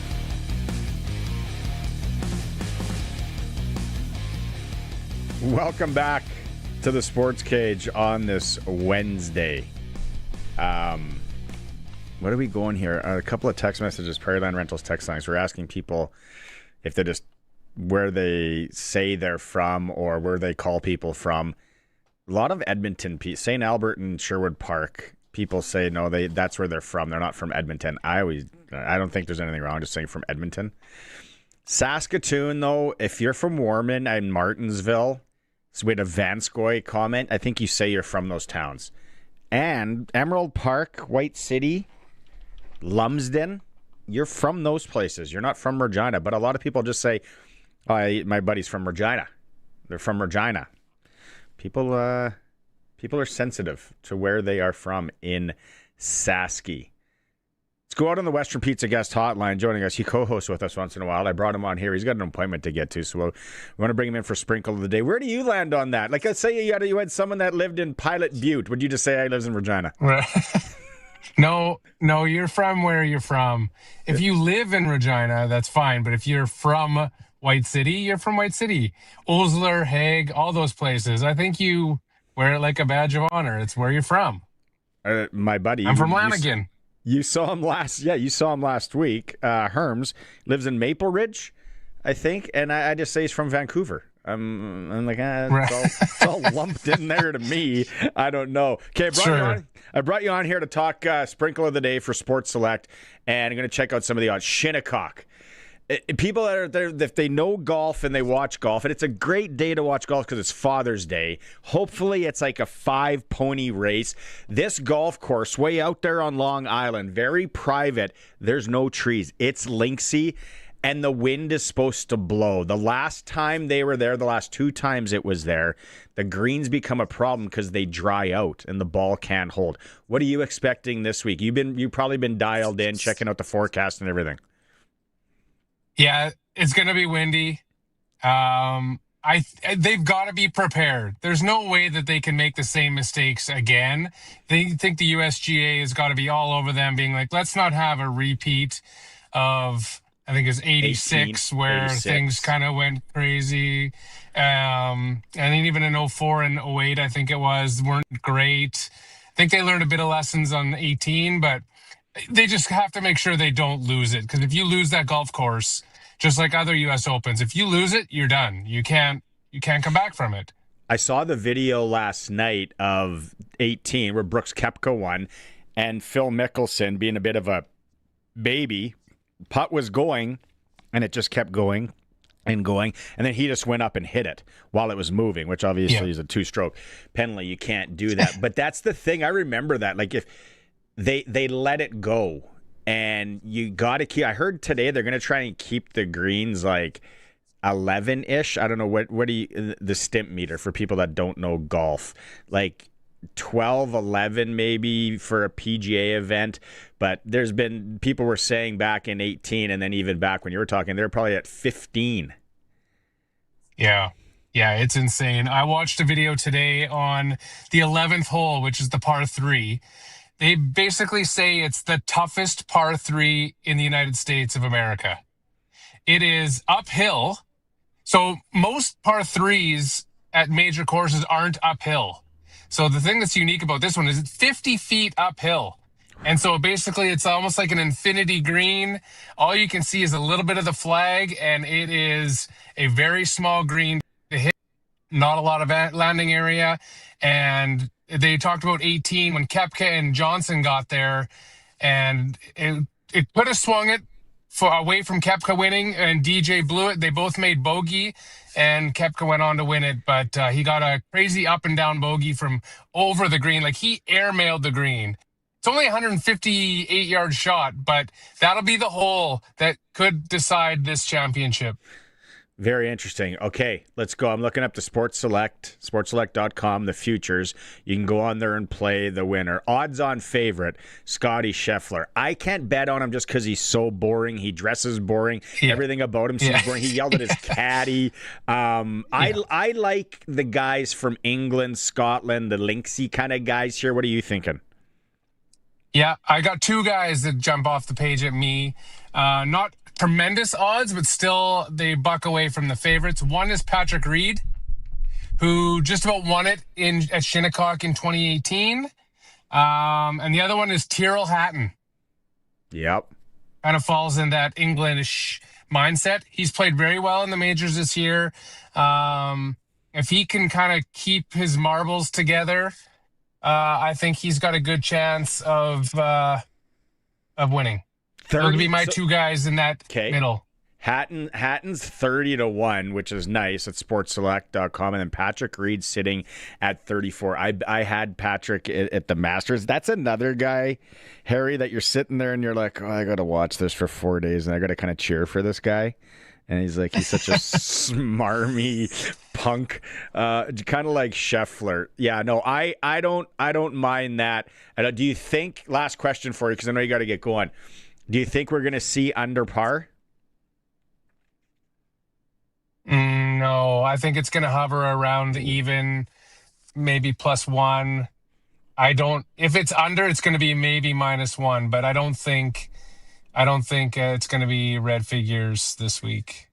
Okay, I'm going my 2 ponies for some reason, Tommy Fleetwood, Matthew Fitzpatrick. But then I'll sprinkle a bunch tonight. I'll get wickedly crazy and probably have 10 ponies in the race, but it's an awesome watch. Okay, buddy. I like both those guys too. Yeah. Fleetwood and Fitzpatrick.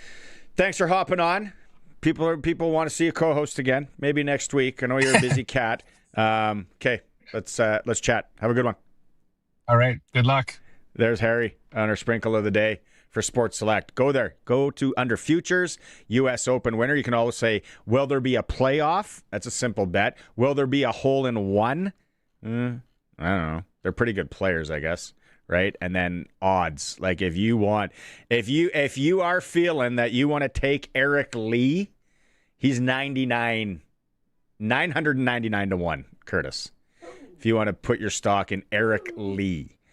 I don't know where he's from. Bruce's great nephew. There's another good one here. Adam Scott. I don't know. 63 to 1. Man, this gets Shane Lowry 51 to 1. That's where you should go to. All right. Okay. Sprinkle of the day for Sports Select. Again, let's get into Clutch Performer. The Sports Cage Clutch Performer for Keln Solar. Thinking about saving money by using solar power? Keln Solar is a local family company that can put solar panels on your home, business, or farm. KelnSolar.com. Curtis and I are both kind of at a loss. You know who mine is? We can't show any highlights on this for the stream. But Messi, you ever heard of him? Yeah, I've heard of Messi. Big soccer guy. Oh, Argentina. Yeah. It's pretty popular from what I hear. He had a hat trick yesterday. Yeah. That's actually a good clutch performer. 3 goals, got the... He seems like he's gritty. He kind of, elbows up kind of guy. And then just absolutely snipes last night for Argentina against Algeria. 3-0 win. Messi, my first and could be my last ever clutch performer from soccer. I was give the people what they want, Barney. I would have liked to know what the odds were on Messi to score 3. You could have been able to sprinkle that somewhere. That would have been good. Those would have been good odds. Okay, that's clutch performer for Keln Solar, Lumsden, Saskatchewan, family-run business. If you're thinking any kind of solar. And let's just get a quote. Let's get someone to come and look. These are the guys that can come out, help you, walk you through your options, and of course, livestock operation. If you're a rancher out there, you need to call them. Keln Solar in Lumsden, Saskatchewan, family-run business. We'll go to break. When we come back, we're going to hear from Caleb Sanders of the Saskatchewan Roughriders. Sports Cage, streaming through our YouTube channel, sportscage.com. 620 CKRM on location. Listen up, farmers, producers, neighbors, friends. This is your chance to win, and win big. Harvest is always on our minds, and this year you could be heading into the fields with the ultimate upgrade. The Foam Lake Recreation Combine Lottery is back, and a single $100 ticket is your entry into something massive. Imagine winning $330,000 towards the purchase of a brand new combine. If you're not a farmer, no problem. You can opt for the life-changing $250,000 in cold, hard cash instead. Plus, we got 25 additional cash draws. We got massive early bird draws on the way, and so much more. Make sure you pick up your tickets. Check out CombineLotto.com, or better yet, call 1-888-453-1998. That's 1-888-453-1998. Erectile dysfunction is a common medical condition, often associated with reduced blood flow, and it can affect both physical and emotional well-being. At Revive, a physician-led clinic, men receive confidential assessment and evidence-informed treatment options. Treatments may include low-intensity shockwave therapy and other non-surgical approaches where appropriate. The goal is to evaluate contributing factors and determine whether treatment may help improve erectile function and sexual health. To learn more or schedule a private consultation, visit revivemd.com. The Roughriders season is here, and the biggest 50-50 in Saskatchewan is back. Last year's 50-50 raised over $3.3 million for amateur football in Saskatchewan, and we couldn't do it without you. Thank you, Rider Nation. This year, we have bigger loyalty and early bird prizes than ever before, not to mention those life-changing 50-50 jackpots. See all of the prizes and buy your tickets today at riders5050.ca, and never miss a chance to win when you sign up for the 50-50 Club. Riders 50-50 is presented by ISC. Lottery license LR260010. Spring's finally here. Spring in Regina? I'll believe it when I'm sitting on a patio. Then let's get to Pump Jacks. Patio's open.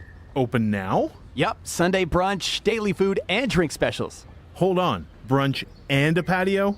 And weekly live entertainment. All right, that's not spring. That's a lifestyle. On the corner of Albert and 13th, Pump Jack's Cathedral Saloon and Steakhouse. Come early, stay late. The place where friends meet. Welcome back to SportsCage. Missed any part of the show? Check out the podcast powered by Freeze Tolman at 620ckrm.com and sportscage.com. Jeff on the Prairie Land Rentals text line 936-6262. He just says, I grew up in PA, enough said. Prince Albert, man, I played Cook Golf Course last week, Jeff. It is in fantastic shape, although they don't have a fence anymore, so it's kind of a public park at times, but it's a must. There's a lot of good things in PA. The new hockey rink and swimming pool there, it's great. Craig in Yorkton, I always say I'm from Simpson by Watrous. All right, there we go. Roscoe, I tell people my brother-in-law is from Edenwald. They ask, where's that? I say, north of Balgony. They ask, where's that? I say, east of Regina. Oh, he's from Regina, they say. I say, no, he's from Edenwald. Edenwald's got a hidden gem of a little rink there. I was in it once years ago with, I think, with the boy twirling, and I'm like, this is just a classic Sasky rink. If you, the question, Kurt, I don't even know how we say it. It's, where do you say people are from? If they're from a bedside community of any city, like the Emerald Park, White City, Pilot Butte, that's where they're from. And some people are like, no, they're just from Regina. Just say they're from Regina. I guess I fall for it in Calgary more than Edmonton. The Chestermere buddy I had, I'm like, yeah, he's from Calgary. And I just realized that I call my buddy from Maple Ridge and say he's just from Vancouver. So I can't be hypocritical. Do you think it has anything to do with like how desirable the particular city is, like, to live? Like, you're all like, oh, this is actually like a cool place to live. Like the Scottsdale Phoenix thing. Like, Scottsdale's a cool place to live.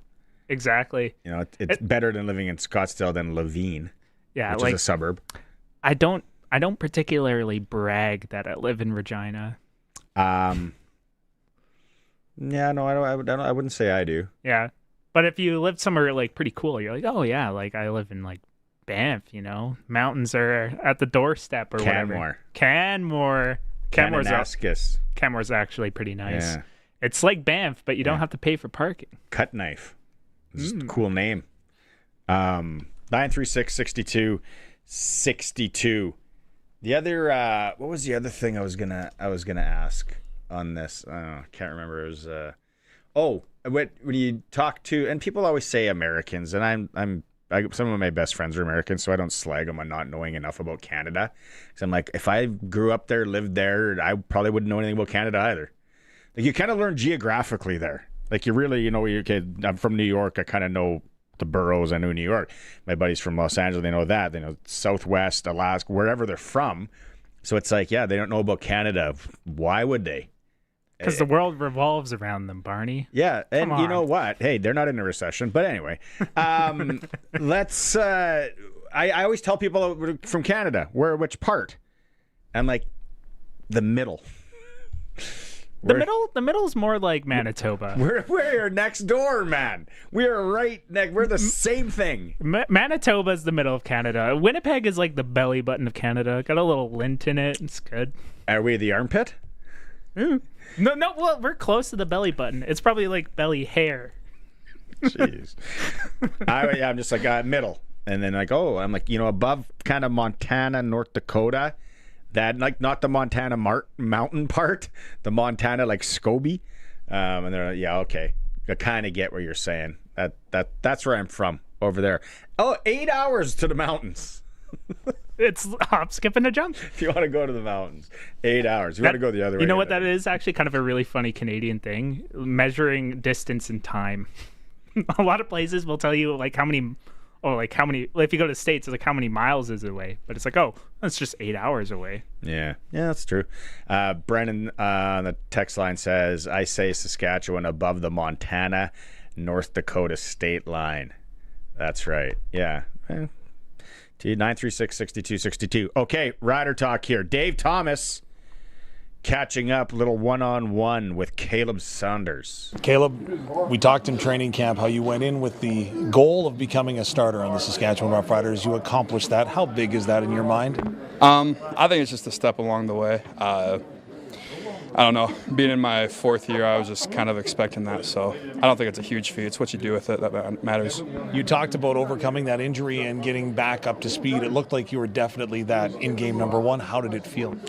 I mean, after the injury, the ankle felt fine, but I mean, it wasn't my best outing, so just got to keep improving week by week. Tell me what you saw on tape from not just you, but the defensive line as a whole against a very tough opponent. I mean, I thought as a unit, I thought we rushed well. Obviously, we had a couple sacks, a lot of disruption. Mike Rose was doing his thing out there, getting a couple hits. So I think overall, we did a good job. First week of the season, though, we had some mental errors, have some things that we have to fix, and that's what we've been working on this week. When you look at it overall, you're coming up against back-to-back weeks where quarterbacks like to go off schedule. How do you make sure they stay on schedule? I mean, I think the biggest thing is disruption. You get a quarterback disrupted, get him off his spot, get him nervous in the pocket, then he's going to start making bad decisions. So it's all about just disrupting him early and often. How do you do that as an individual and as an entire unit? I mean, it just starts with claps in the pocket, making him feel like he's getting pressure and then getting hits, making him feel it, getting sacks, all those things just early on. And before you know it, he's going to be off the spot. And like I said, he's going to be making mistakes. How comfortable are you with the guys you're lining up beside being a new group this year? I mean, I think camp does a really good job of, especially since we have stuff all day, just getting guys close, getting fluid with each other, getting to know the way each other rush and stuff like that. So, I mean, I'm comfortable with everyone. I think that we got a good group of guys. I think we're close. So I think that's just going to keep showing by the way we're rushing, by the way we're playing. Caleb, appreciate the time. Here's to going 1-0 again this week. Yes, sir. Thank you. 1-0 this week in Cal. We just got to beat the Stamps. Need the Stamps in the Jeffrey Bowl. Saturday, 5 p.m. We start everything here on the broadcast at 2 p.m. on Saturday if you're out. Don't forget about the Saskatchewan Roughrider Foundation 50-50 as well, Rider 50-50. Deadline tomorrow at 10 p.m. to get into the early bird. Speaking of going to the mountains, Kananaskis Nordic Spa for two nights at the Pomeroy Kananaskis Mountain Lodge. Then you get 1 day of hydrotherapy. Or you can just take $2,700 cash. Riders 5050.ca, and of course you're in for the big prize. Man, I would have liked to win that one last weekend. The big daddy. What was the final? Do you remember what the final number was at? No. Awesome. I don't know nothing.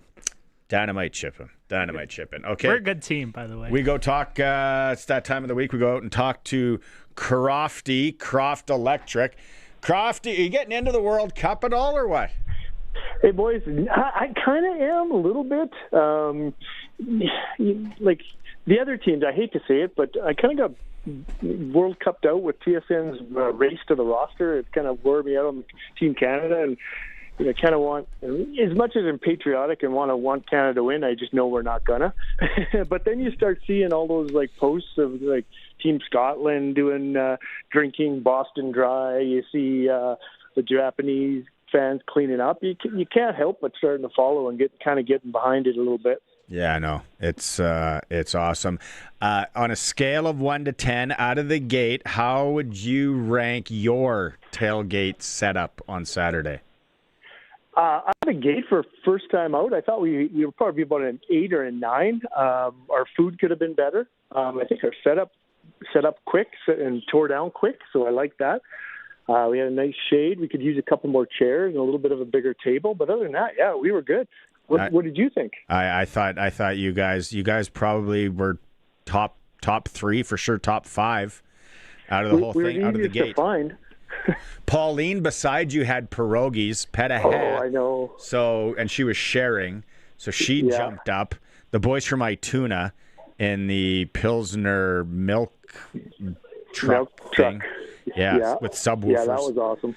Yeah, no, you put on a nice spread there. Can't wait to come by again and mooch things off you. So the Croft Electric tent. Hey, Curtis was saying, are you guys hiring at Croft Electric? Are you looking for anything?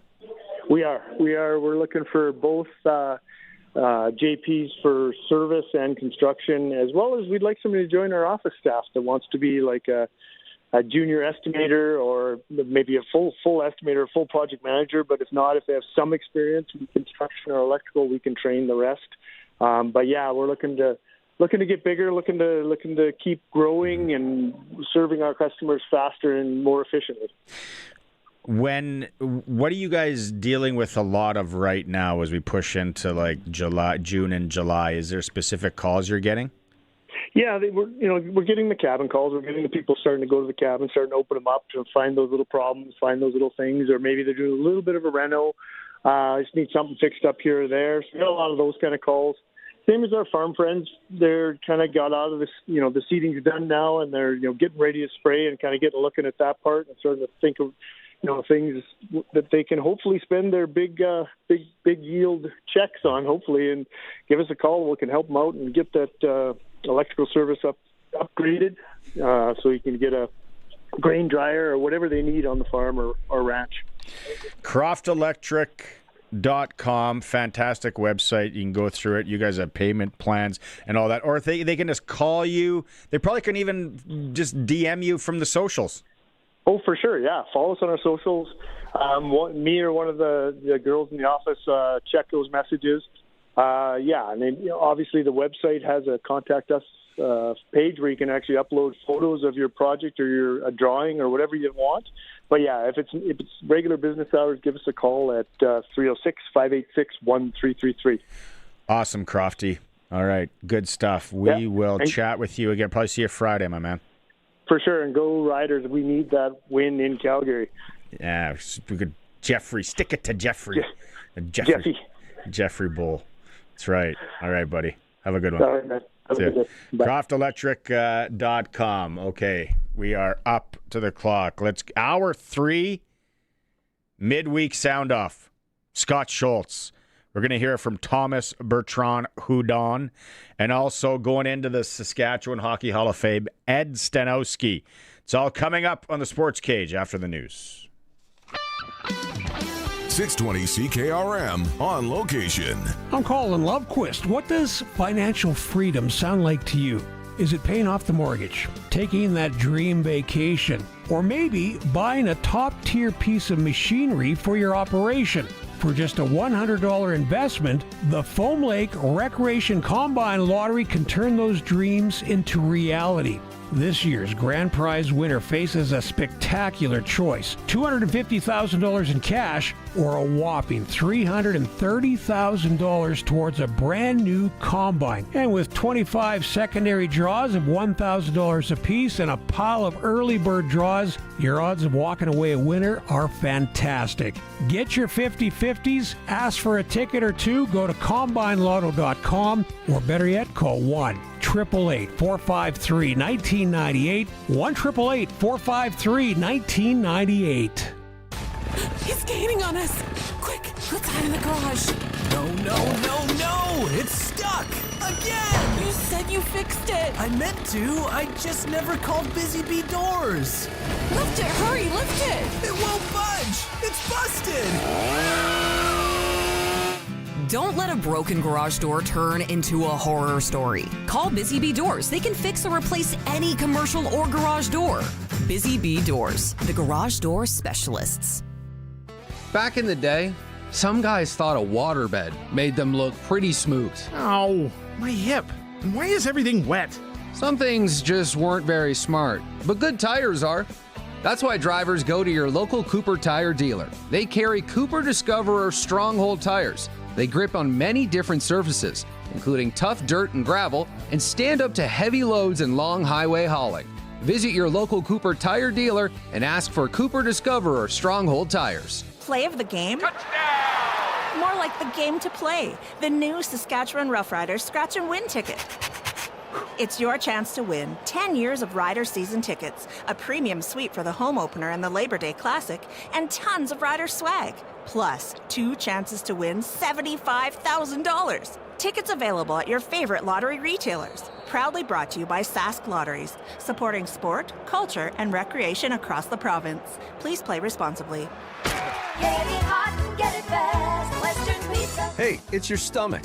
We need to talk. What are you doing to me here? Another sad little salad? I like eating healthy as much as the next stomach, but sometimes I want to live. Load me up with a Western pizza, pepperoni, ham, bacon, melty cheese. Now we're talking. And maybe some ribs, lasagna, or souvlaki on the side. Treat me like a respected stomach. Western Pizza. Dine in or take out today. And get it hot and get it fast. Western Pizza.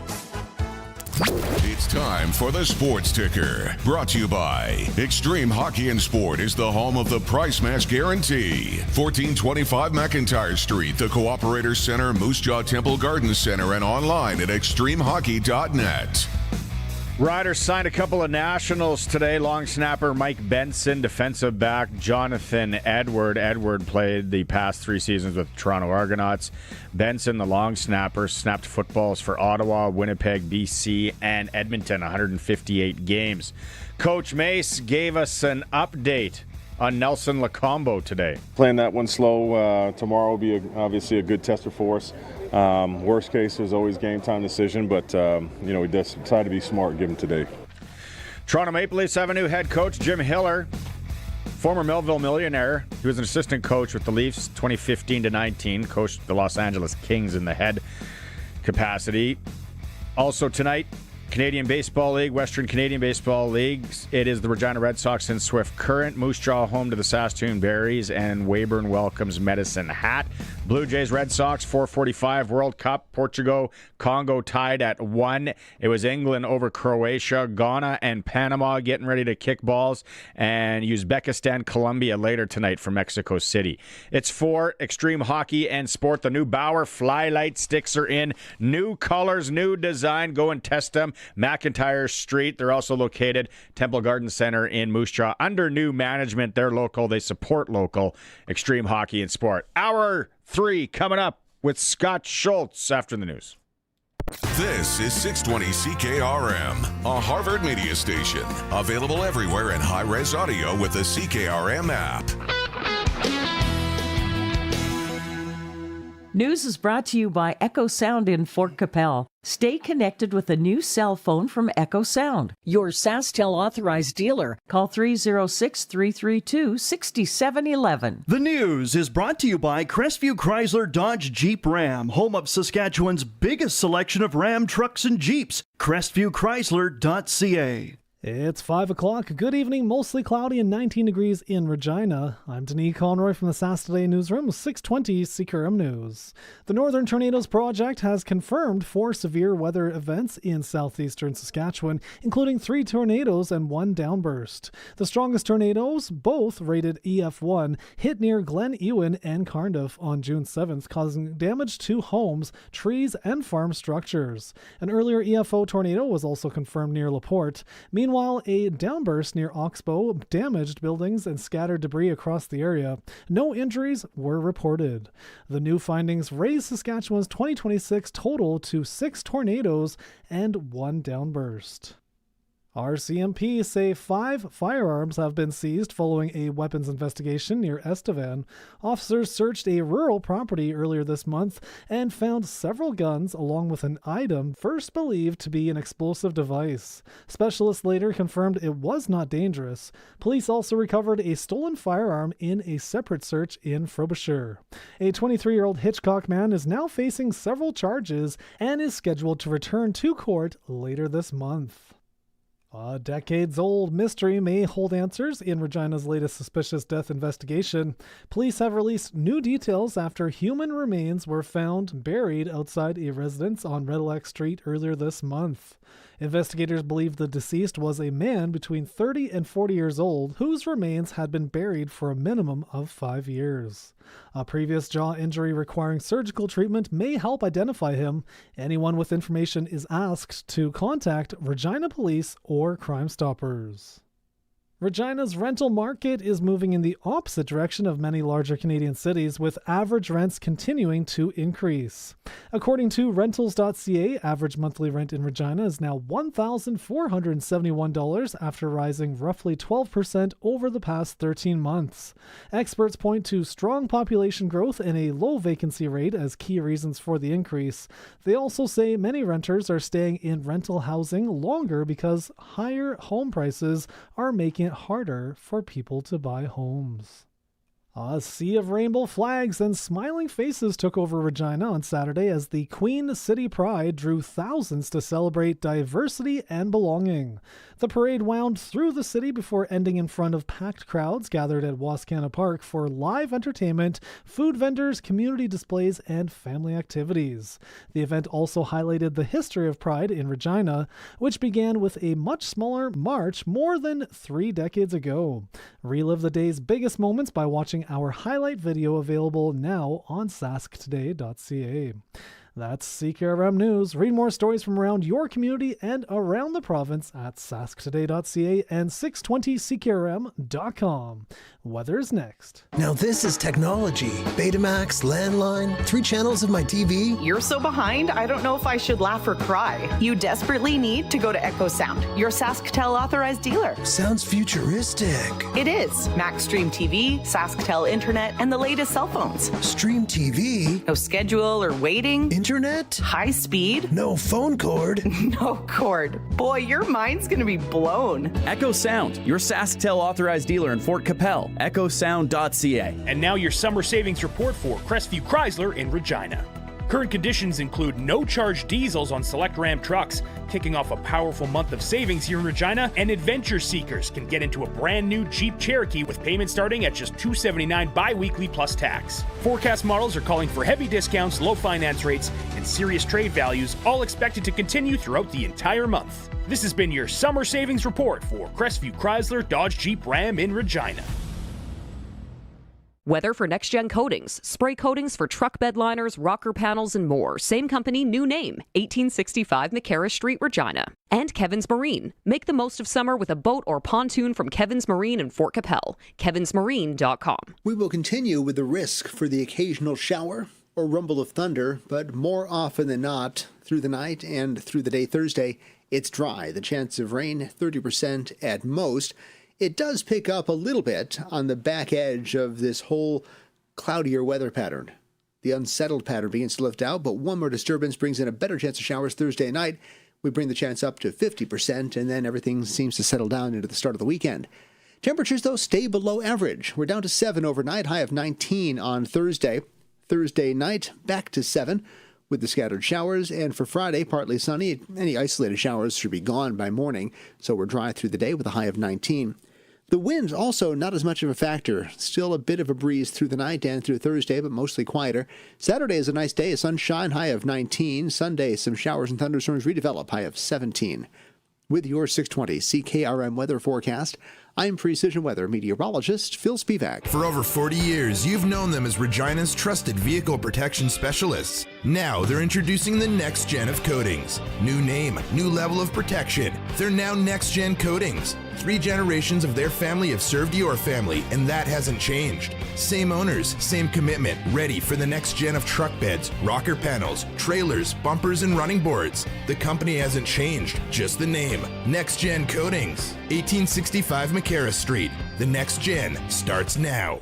At Kevin's Marine, the lineup is stacked and ready. Legendary Lund boats built for serious fishing and non-stop family fun. Stretch out, crank the tunes, and cruise in style on a brand new pontoon from Bentley or Crest. Or drop the throttle and make waves in a 4-wind sport boat. All powered by trusted Mercury 4-stroke motors. Right now, manufacturer rebates, dealer discounts, and low payment financing. Make decking easy with Shoremaster aluminum docks and lifts. Visit Kevin's Marine in Fort Capel or kevinsmarine.com.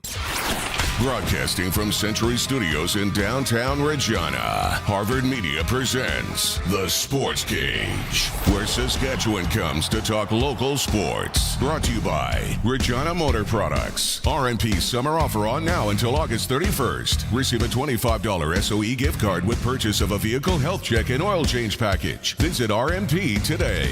Be part of the show. Call 1-866-767-0620 or text 306-936-6262. The Sports Cage. Streaming at sportscage.com, our YouTube channel, and on the radio at 620 CKRM. Welcome back. If you missed any of it so far, podcast form is where you go. It's been an eclectic show. If you're a sports fan, Rider News off the hop. Heard from Coach Mace. Dustin Nielson from TSN, Edmonton Sports Talk, was in to talk football and some hockey. Our soccer insider, Lee Kormish, who was on a whirlwind month around the World Cup, was in talking World Cup soccer. Eric Francis in hour 2, Caleb Saunders and Dave Thomas. We talked some U.S. Open golf and betting with Harry, and it's all available in podcast form. Still to come this hour, Thomas Bertrand Houdon and Ed Staniowski, who's going into the Saskatchewan Hockey Hall of Fame. Sports Cage on Wednesdays is for Regina Motor Products. It's been 1994. Curtis, you weren't even alive. Today, I can't believe I haven't mentioned this. Today, in 1994, big day. We were all glued to the TV. I think the Rangers won the Cup as well. It was the O.J. Simpson, the Bronco, the chase. O.J., what was the guy driving it? What was his buddy's name? And they had him on the phone. Like 1994, everything wasn't as accessible obviously as today. But man, we were glued to however many channels had it on. The choppers were on the air. You look excited, like you're going to tell me something, Curtis. I never watched the OJ documentary, but I was going to say 94. You're right. Rangers won the Stanley Cup. In 94, the Dallas Cowboys won the Super Bowl.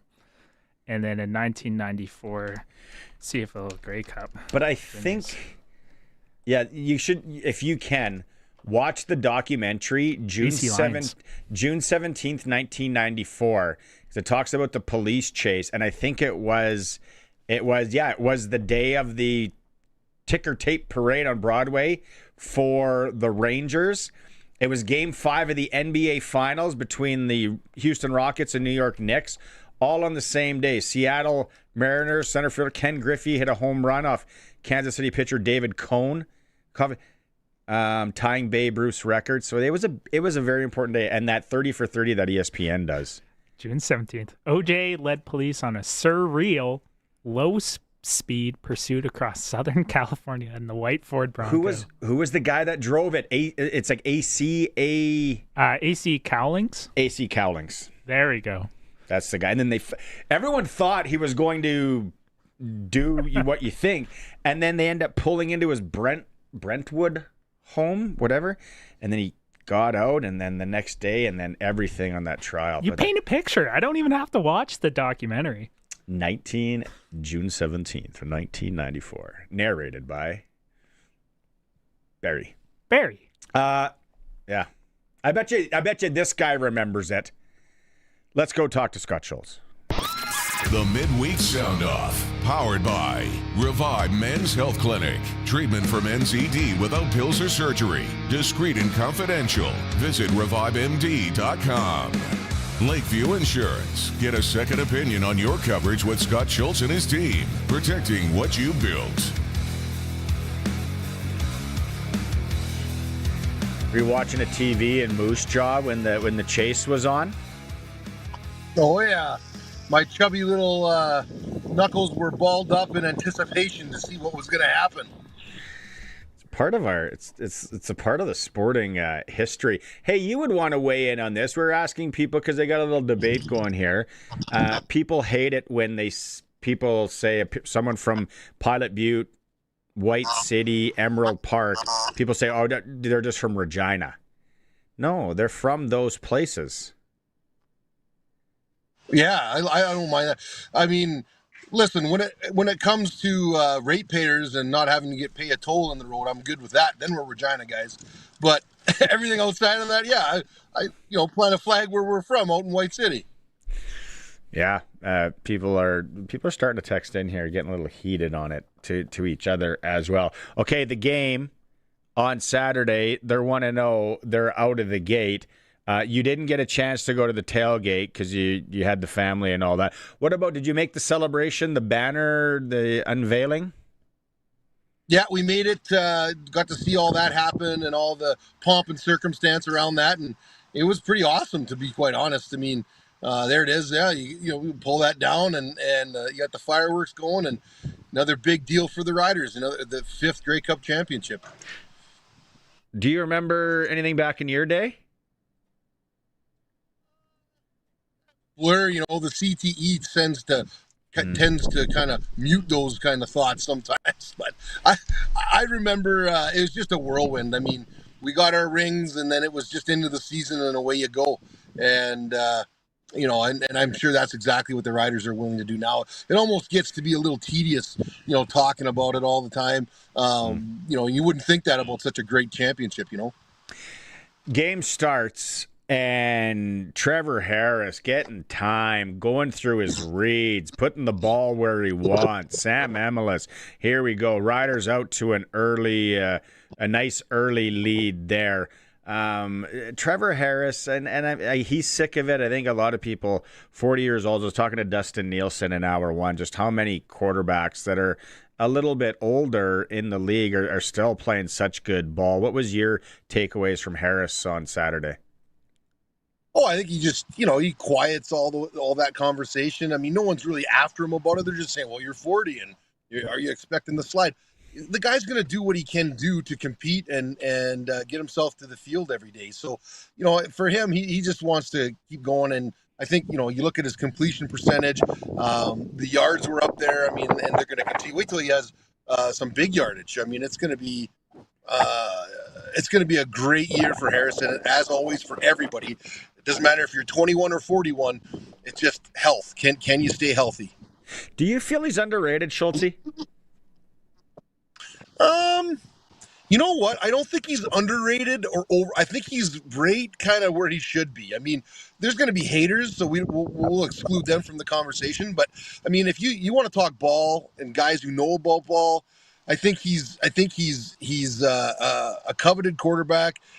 He's got great experience, and I think for the guys that are in the know, he's kind of held at the esteem right where he needs to be. I don't think he's underrated or overrated. He's right where he should be. Do you get as scared as some of us when you see Jamarcus Hardrick go down there? Oh my goodness. You always do, but then you're waiting and your eyes bug out and you're seeing, is he moving? What's he doing? Is he moving? And he pops up and he's good, right? So, yeah, it's there's always a little bit of contempt and you're hoping because you just know it's part of the game. But it was great to see him get back up and finish out. Yeah, see, if anyone's watching the stream right now, and they start doing the kneel around the player, and AJ Ouellette looks ticked off, and he's walking away, that's when everybody's like, well, this isn't good. But yeah, like you said, he does get up, he jogs off, and he was back in the game. Great to see. What did you think of that defensive line? The boys. No, listen, you always want more.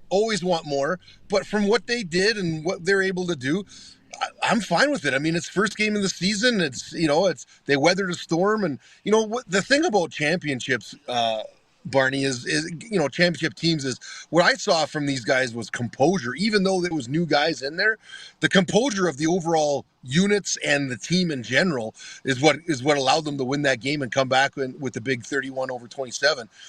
They didn't get panicked. They didn't get all out of sorts when BC was on their run. They sorted it out, and it's on to the next play.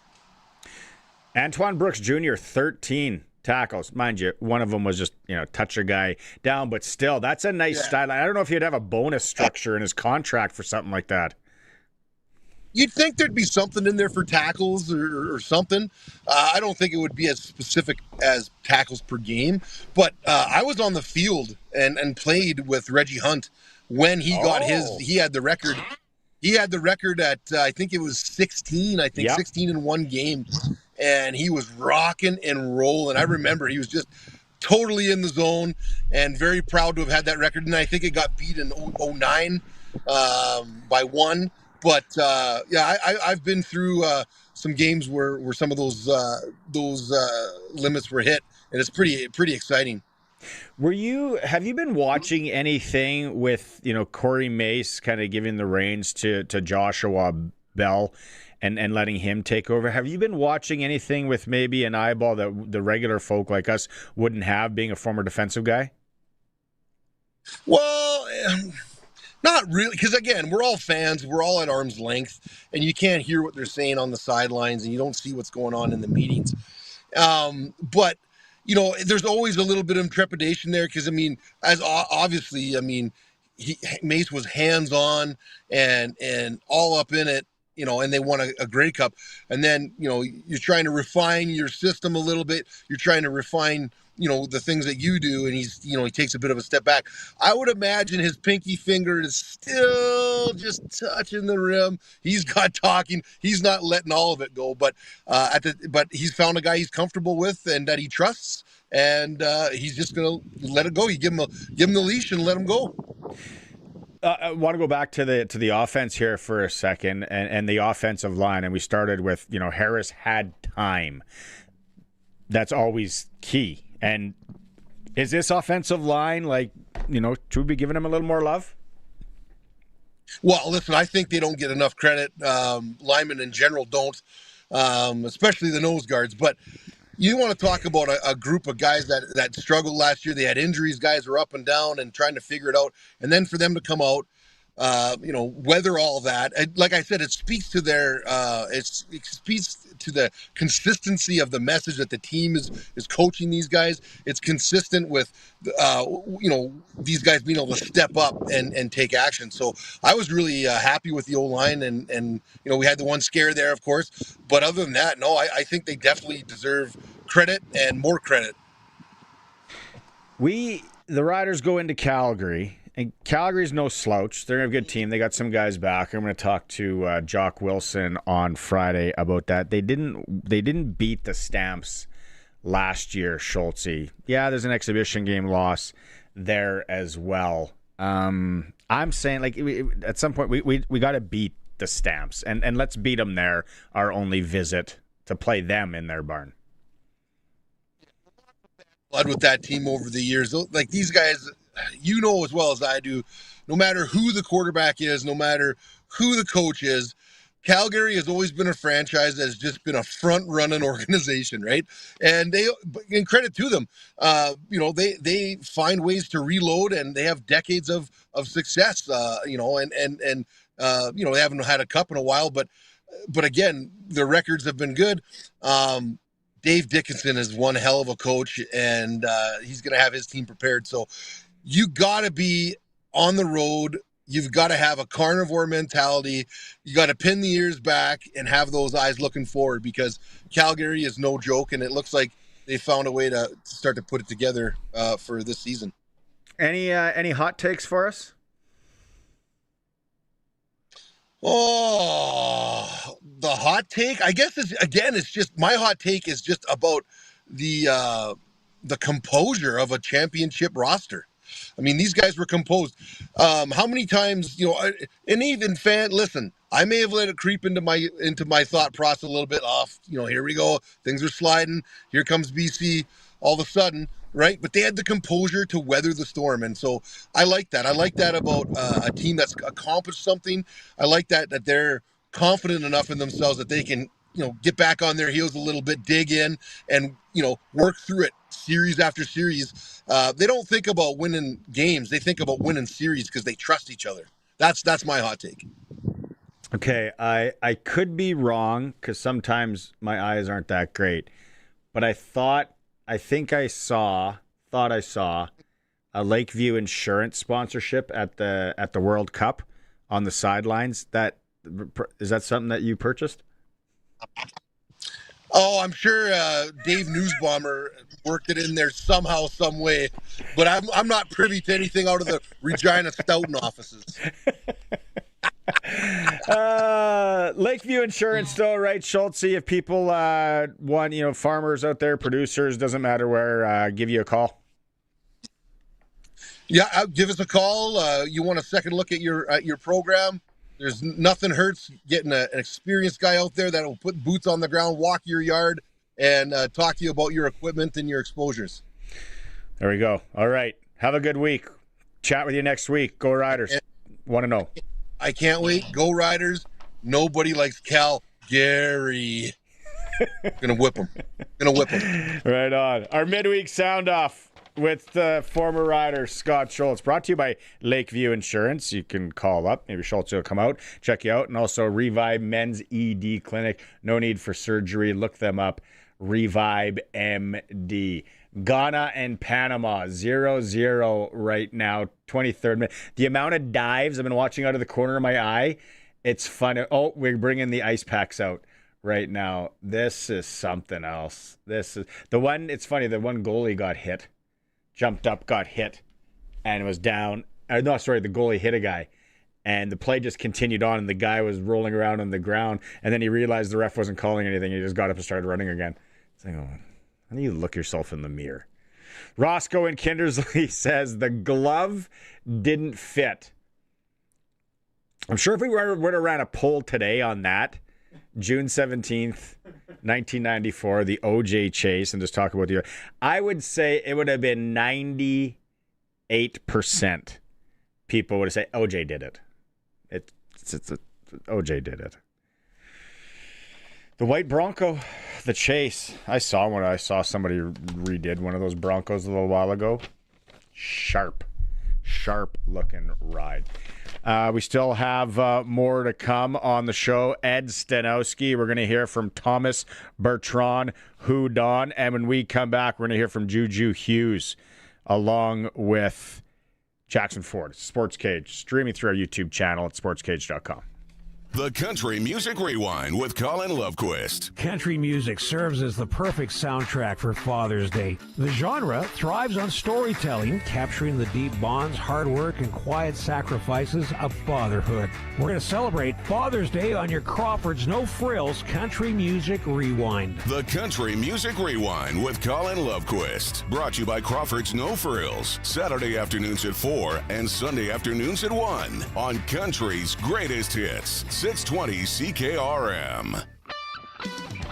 620 CKRM on location. Hi there, I'm Colin Lovequist. If you want the best odds for a big payout, you need to look no further than the Foam Lake Recreation Combine Lottery. One main ticket puts your name in that draw drum for the massive $250,000 cash, the grand prize, or $330,000 towards a shiny new combine.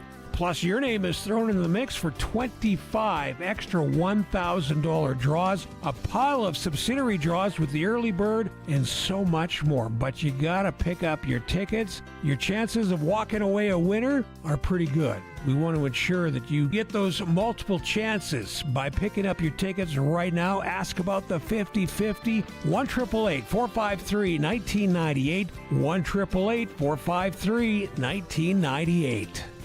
Winter in Saskatchewan tests everything, our patience, vehicles, and sometimes our bumpers. From icy parking lot dings to serious highway mishaps, choosing local matters. At Regina Motor Products Collision Center, we're Saskatchewan owned, run, and we drive these roads too. An SGI accredited full-service collision center working on all makes and models. Submit your SGI claim and book your appraisal. It's easy. When you need repairs you can trust, it's neighbors helping neighbors. Regina Motor Products Collision Center, south at Highways 1 and 6 Albert Street, rmpchevrolet.com. Hi, this is Bruce Lowe with Ag Direct Hail Insurance. Back in 2014, we launched Ag Direct with the goal of changing the crop hail insurance industry to better serve hardworking prairie farmers.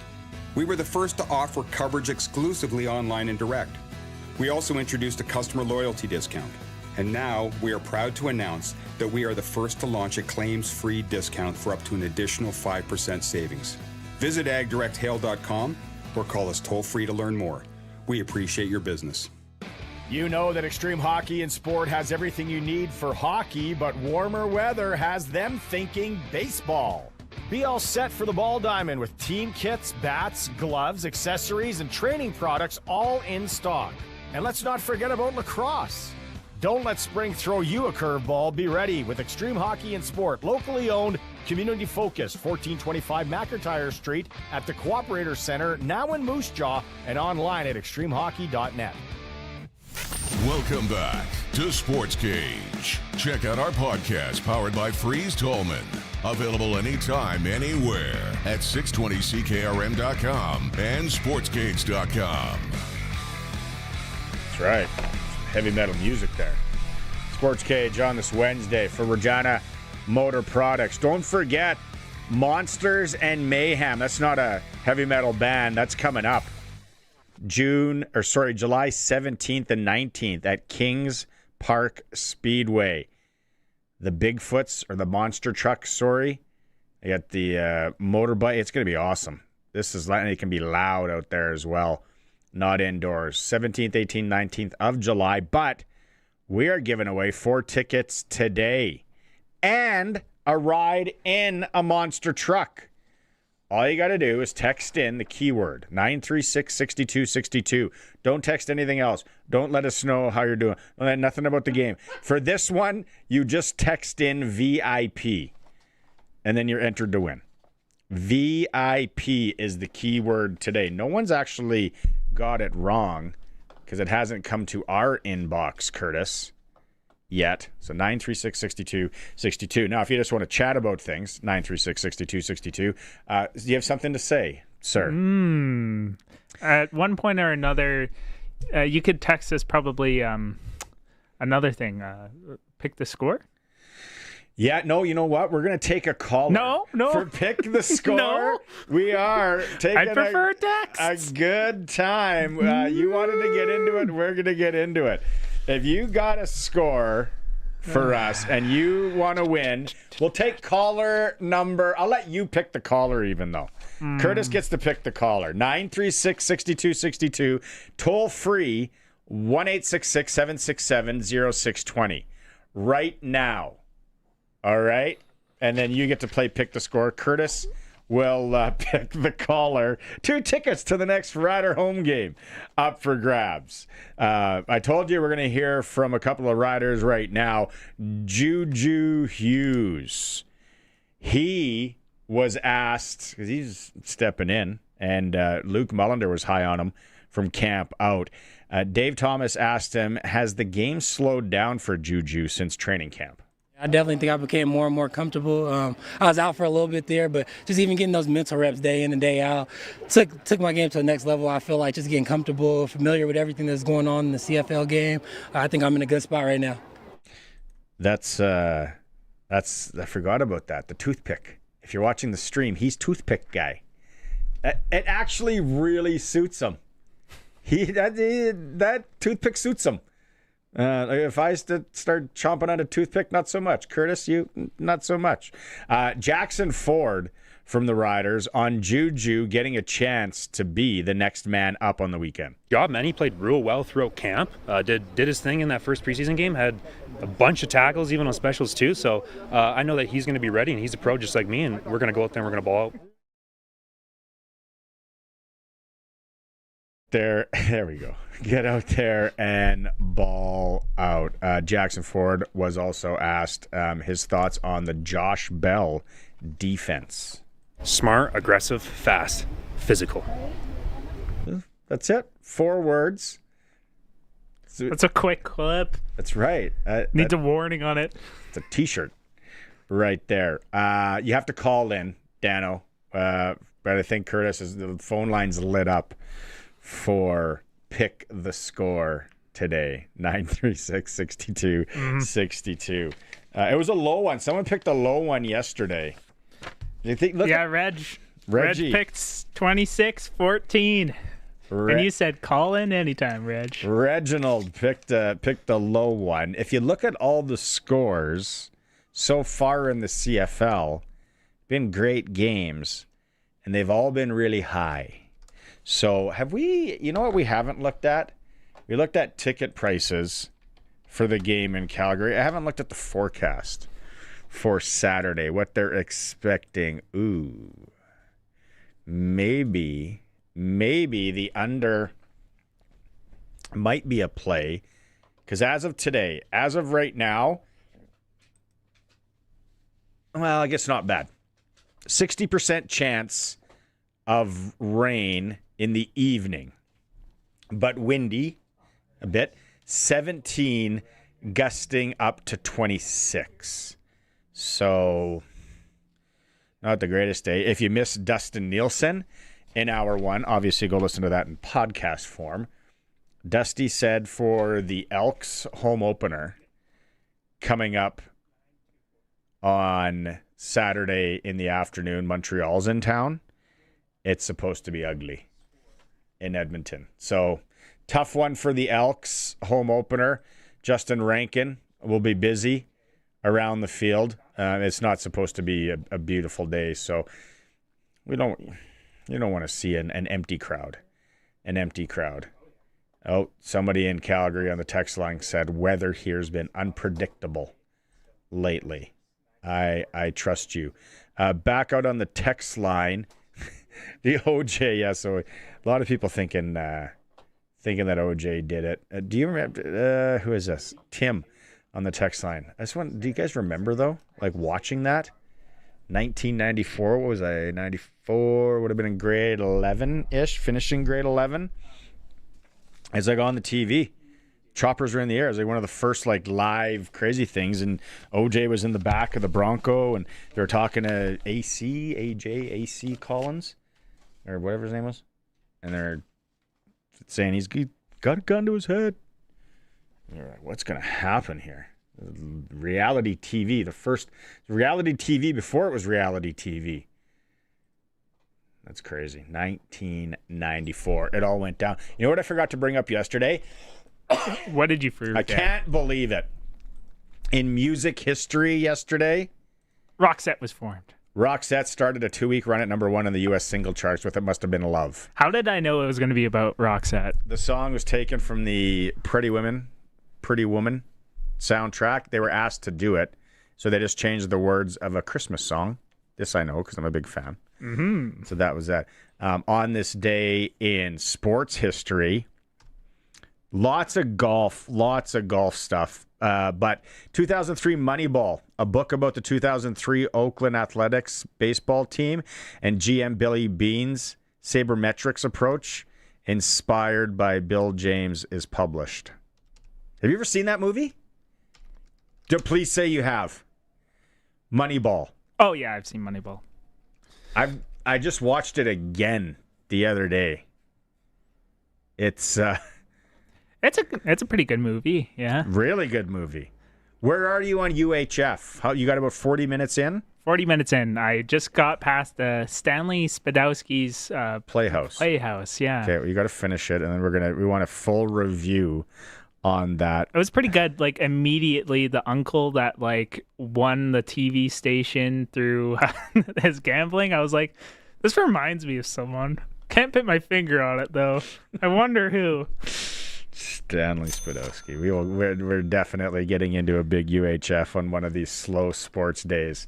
1992, Philadelphia 76ers traded Charles Barkley to the Phoenix Suns. I really like Barkley now that he's an analyst and all that. When he was a player, I was like, not so much. Yeah, lots of golf stuff in U.S. Open because U.S. Open's obviously this weekend. 1962 U.S. Open men's golf tournament, Oakmont Country Club. Jack Nicklaus wins his first major title by 3 strokes in an 18-hole playoff with Arnold Palmer. Oh, someone invent a time machine. That'd be great to go back and watch. Jack Arnold playoff for the U.S. Open. Sign me up for some of that. All you Ghana and Panama fans listening, 0-0 right now as they push into the 37th minute. And again, the keyword for the Monsters of Mayhem tickets, VIP today to 306-936 62. Somebody remember 1994, June 17th. Well, I was drinking Rickard's Red upstairs at Alexander's on Cumberland. Pretty likely I was supposed to be in class. That's a Saskatoon. Alexander's is across from the U of S. I don't know what it's called now. I never did go there in my time. It was a happening spot. So yeah, supposed to be in class. Kelly as well. For some reason, you put MVP, Kelly. You want VIP. Kelly, text back VIP. MVP is good. Speaking of bad movies, MVP was a bad movie. All good. All good. Who got give us who had picked the score and what did they pick? It was Kelly. Kelly MVP. Oh, Kelly called in? Kelly called in. Yeah, Kelly called in. What did he pick? Kelly picked 30-25 for Calgary. Okay. So not snapping the losing streak according to Kelly, which honestly, when I was making some of my picks this week, I was like, ooh, I don't know. Like, going into Calgary, kind of had our number last year, and Jalen Hutchins is going to be in, and it's like they have a really good D-line. No, they got Ormalane, or yeah, he's back in. I remember last year Trevor got sacked like 5 times when we went to Calgary. So if you remember the one where slides by and Jamarcus Hardrick is like hopping up and down, he's so upset. Oh yeah. He had a bad time in Calgary last time we went there, and yeah, I don't know. It's it's a tough one to say. I'm gonna keep watching that forecast and figure out some bets for that game. And tonight it's a Sports Select QR code kind of night, because I'm picking some of these ponies for the U.S. Open starting tomorrow in Shinnecock. Father's Day on the couch watching golf. So many dads out there. Religion. That's what it is. Okay, we're going to go to break, and then when we come back, we are going to hear from Thomas Bertrand-Houdon. Still to come in this hour, Ed Staniowski going into the Saskatchewan Hockey Hall of Fame interview we had on the Monday Nooner podcast. We'll be right back after the break. 620 CKRM on location. Whether you're in the tractor or you're maybe at work, the Foam Lake Recreation Combine Lottery is your ticket to excitement. For $100, you're going to be entered to win a whopping $250,000 cash. Or you can take $330,000 to put towards the purchase of a brand new combine. And beyond the life-changing prizes, with your support, we can keep small-town Saskatchewan thriving. Pick up your tickets, call now, ask about the 50-50, always a big return on that investment. 1-888-453-1998, or check out the website combinelotto.com. Again, 1-888-453-1998. If you've got a Steelcraft garage door, you've got a door with parts manufactured and assembled right here in Canada. A door with better insulation and seal, plus a warranty you're probably never going to use. And if you don't have a Steelcraft garage door, you should get one. Don't just hang a door, install a Steelcraft. Turn curb appeal into curb envy. Steelcraft door, Steelcraft door, Steelcraft door. We offer more. Steel-craft.ca.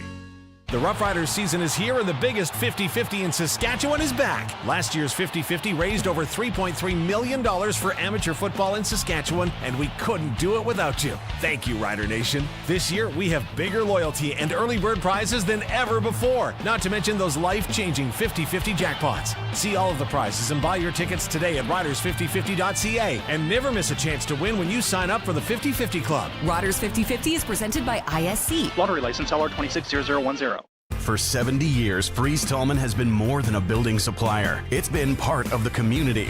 Family owned since 1956, Fries-Tallman is proud to grow alongside the families, builders, and businesses they serve. This milestone is about more than time. It's about trust, hard work, and relationships built to last.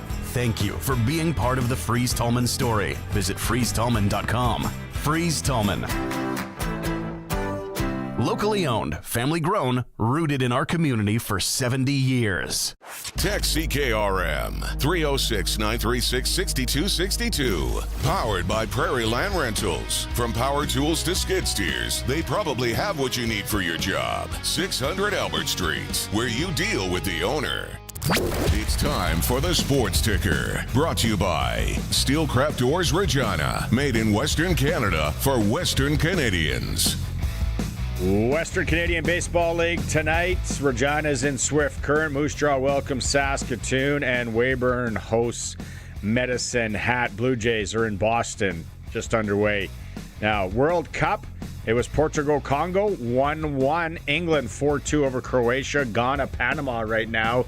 0s on the board. Uzbekistan, Colombia tonight in Mexico City. And Jim Hiller, new head coach of the Toronto Maple Leafs.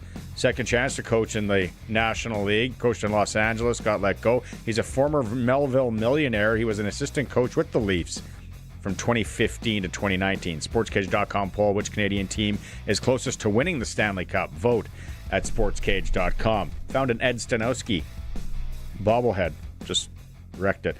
It's for Steelcraft Doors, Regina, Saskatoon, Prince Albert, servicing all of Saskatchewan, made in Western Canada for Western Canada. Regina Steelcraft Doors. He's coming up after the next break. Right now, it's Dave Thomas with Thomas Bertrand Houdon. Thomas Bertrand Houdon, 1-0 last week. Tell me about this start that your team got off to, especially on offense. I mean, it's a great start, but it's just the beginning of the year. We got a whole 18-game season, so for us, it's celebrated, but now it's focused on the next one. Tell me how the body feels, how the mind feels after finally getting that first regular season game under your belt. I mean, it feels good. Yeah, it feels good. You know, we had that bye week, so it kind of lulled us to sleep a little bit. But the fact that now we're back into action and we're going for the next, I think, like 5 or 6 weeks, being able to get the first dub definitely helped us.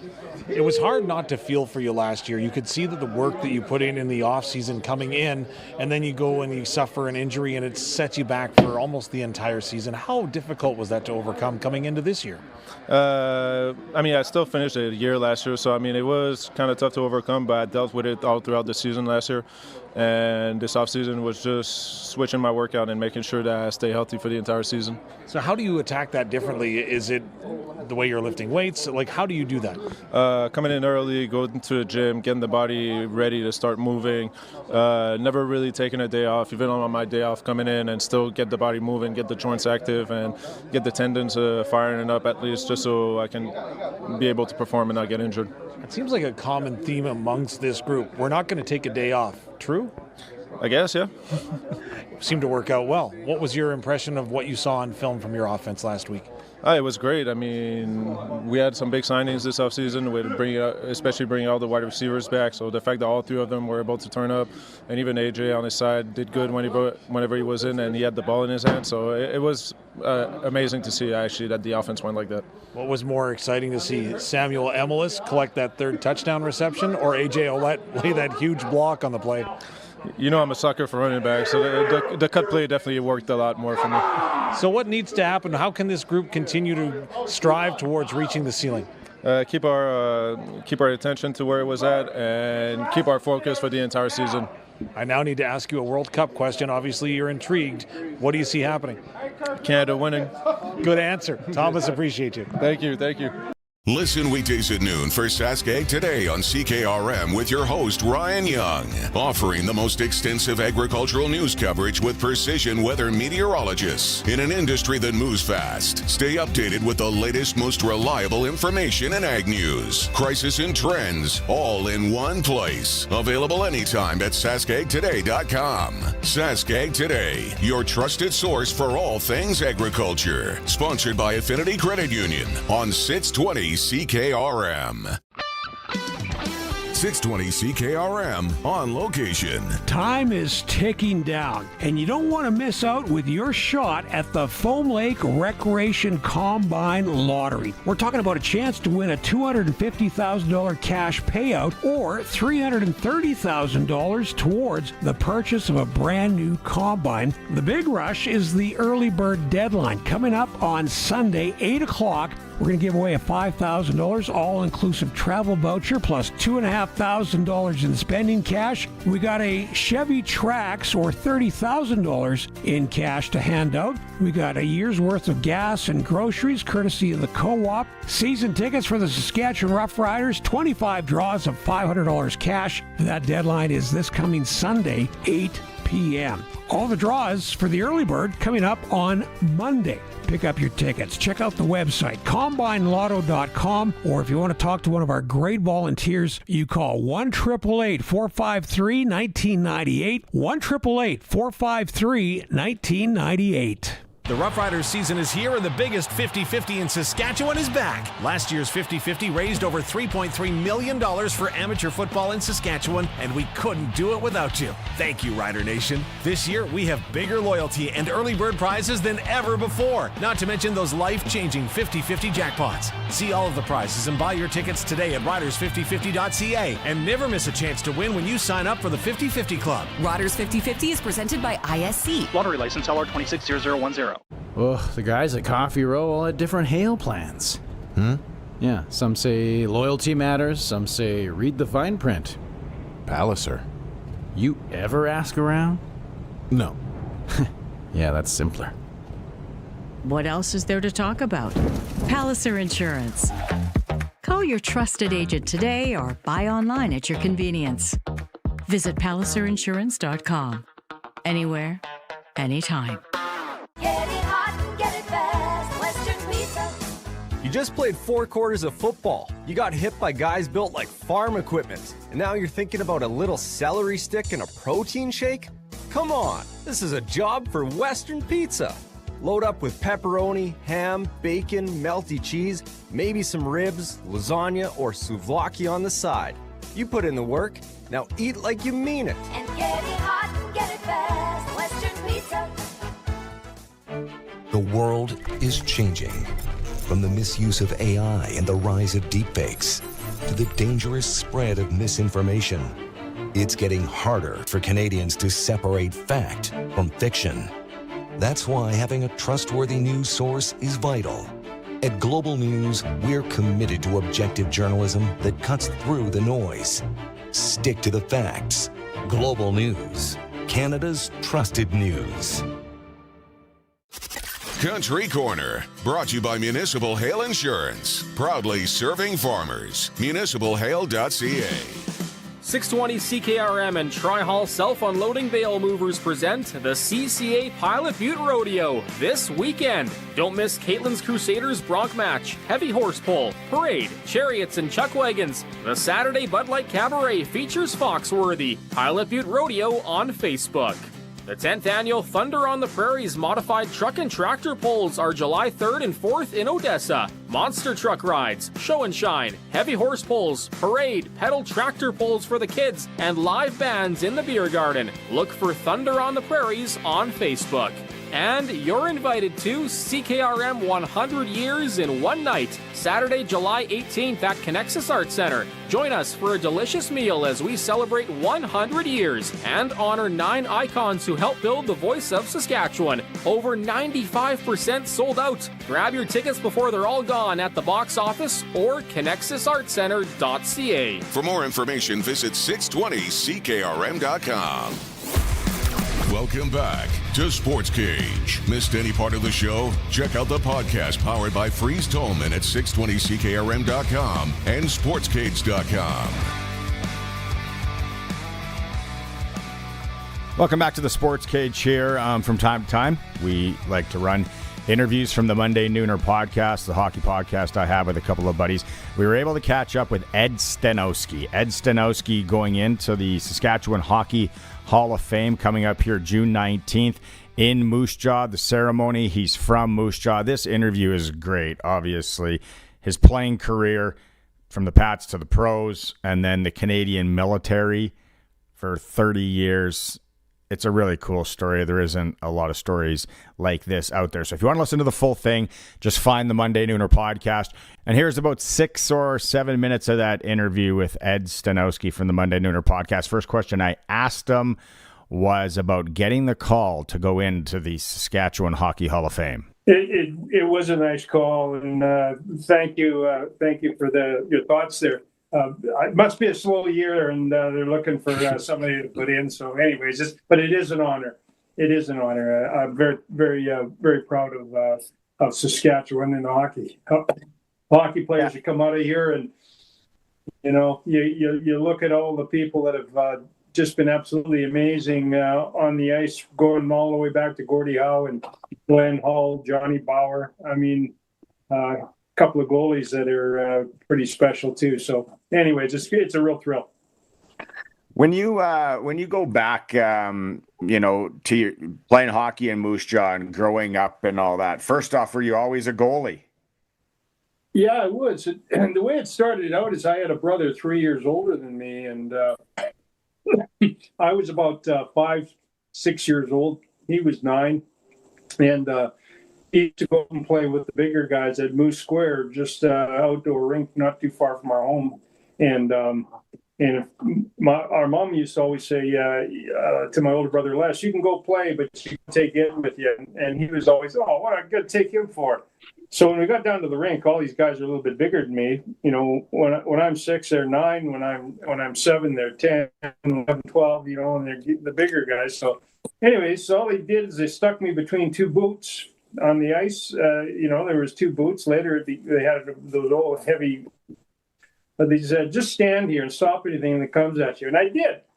And when the pucks hit me, and I was, I got my first pair of skates, and then I was able to block a few shots, and I got lots of credit for it. All these older guys who I looked up to were really giving me lots of credit, and I'm going, "Hey, this is good. I got to stick with this," and that's how it started. When you rink and.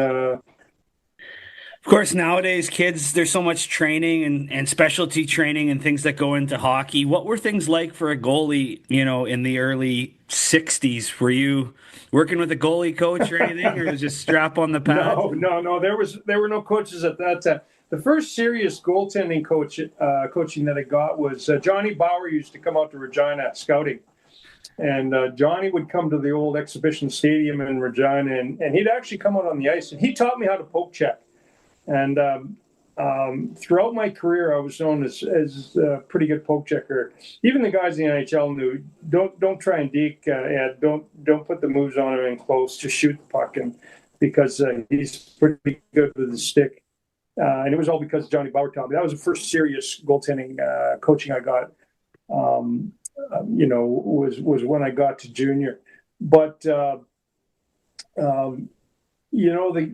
game is really progressed now. Of course, you got psychologists for the goalies in the NHL. You got nutrition folks that are experts in nutrition, and of course you got coaches to show them all about the game too. And it's a completely different game. You were pretty much on your own when I was playing, especially minor hockey.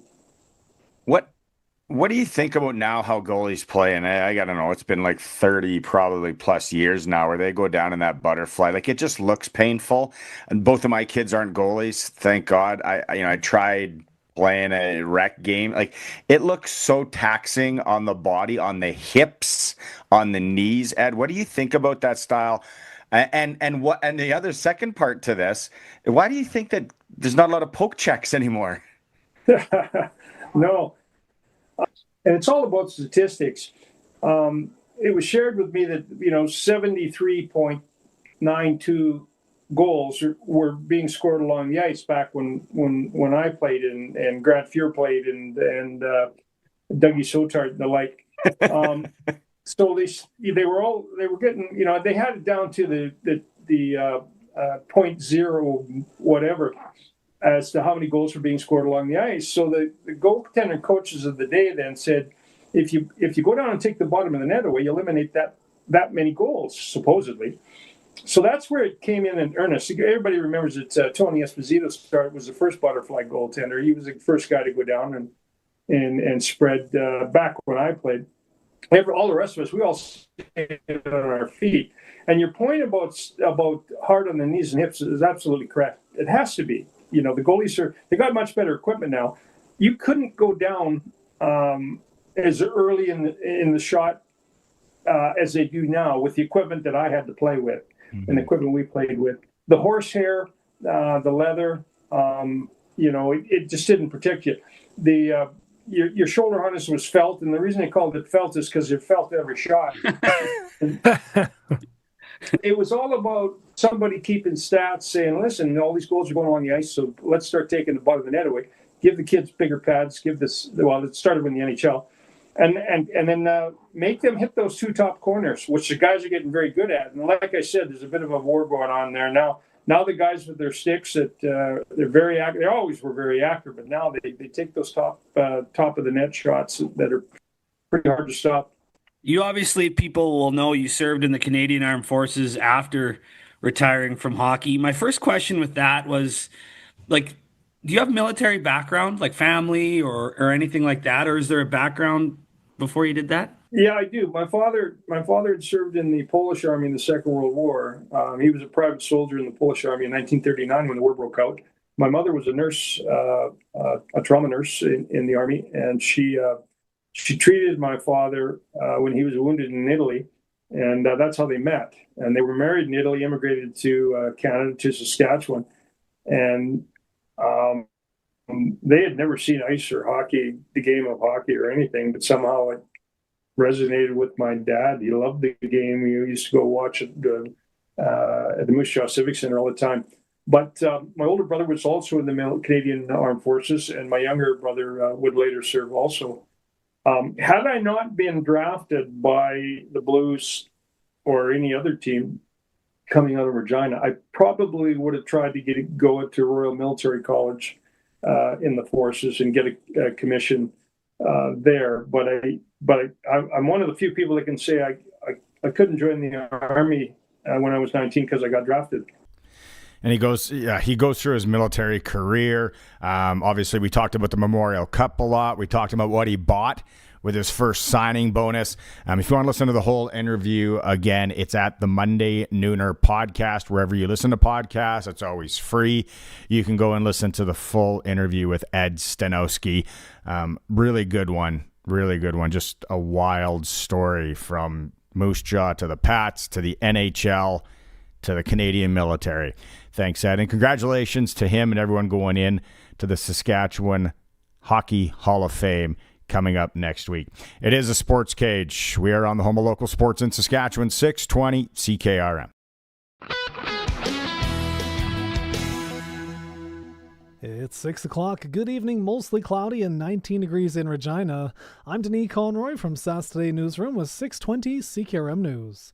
The final total keeps rising after another successful radiothon for life in Estevan. The St. Joseph's Hospital Foundation has surpassed $223,000 in donations for chemotherapy services after receiving additional contributions in the days following the event. The funds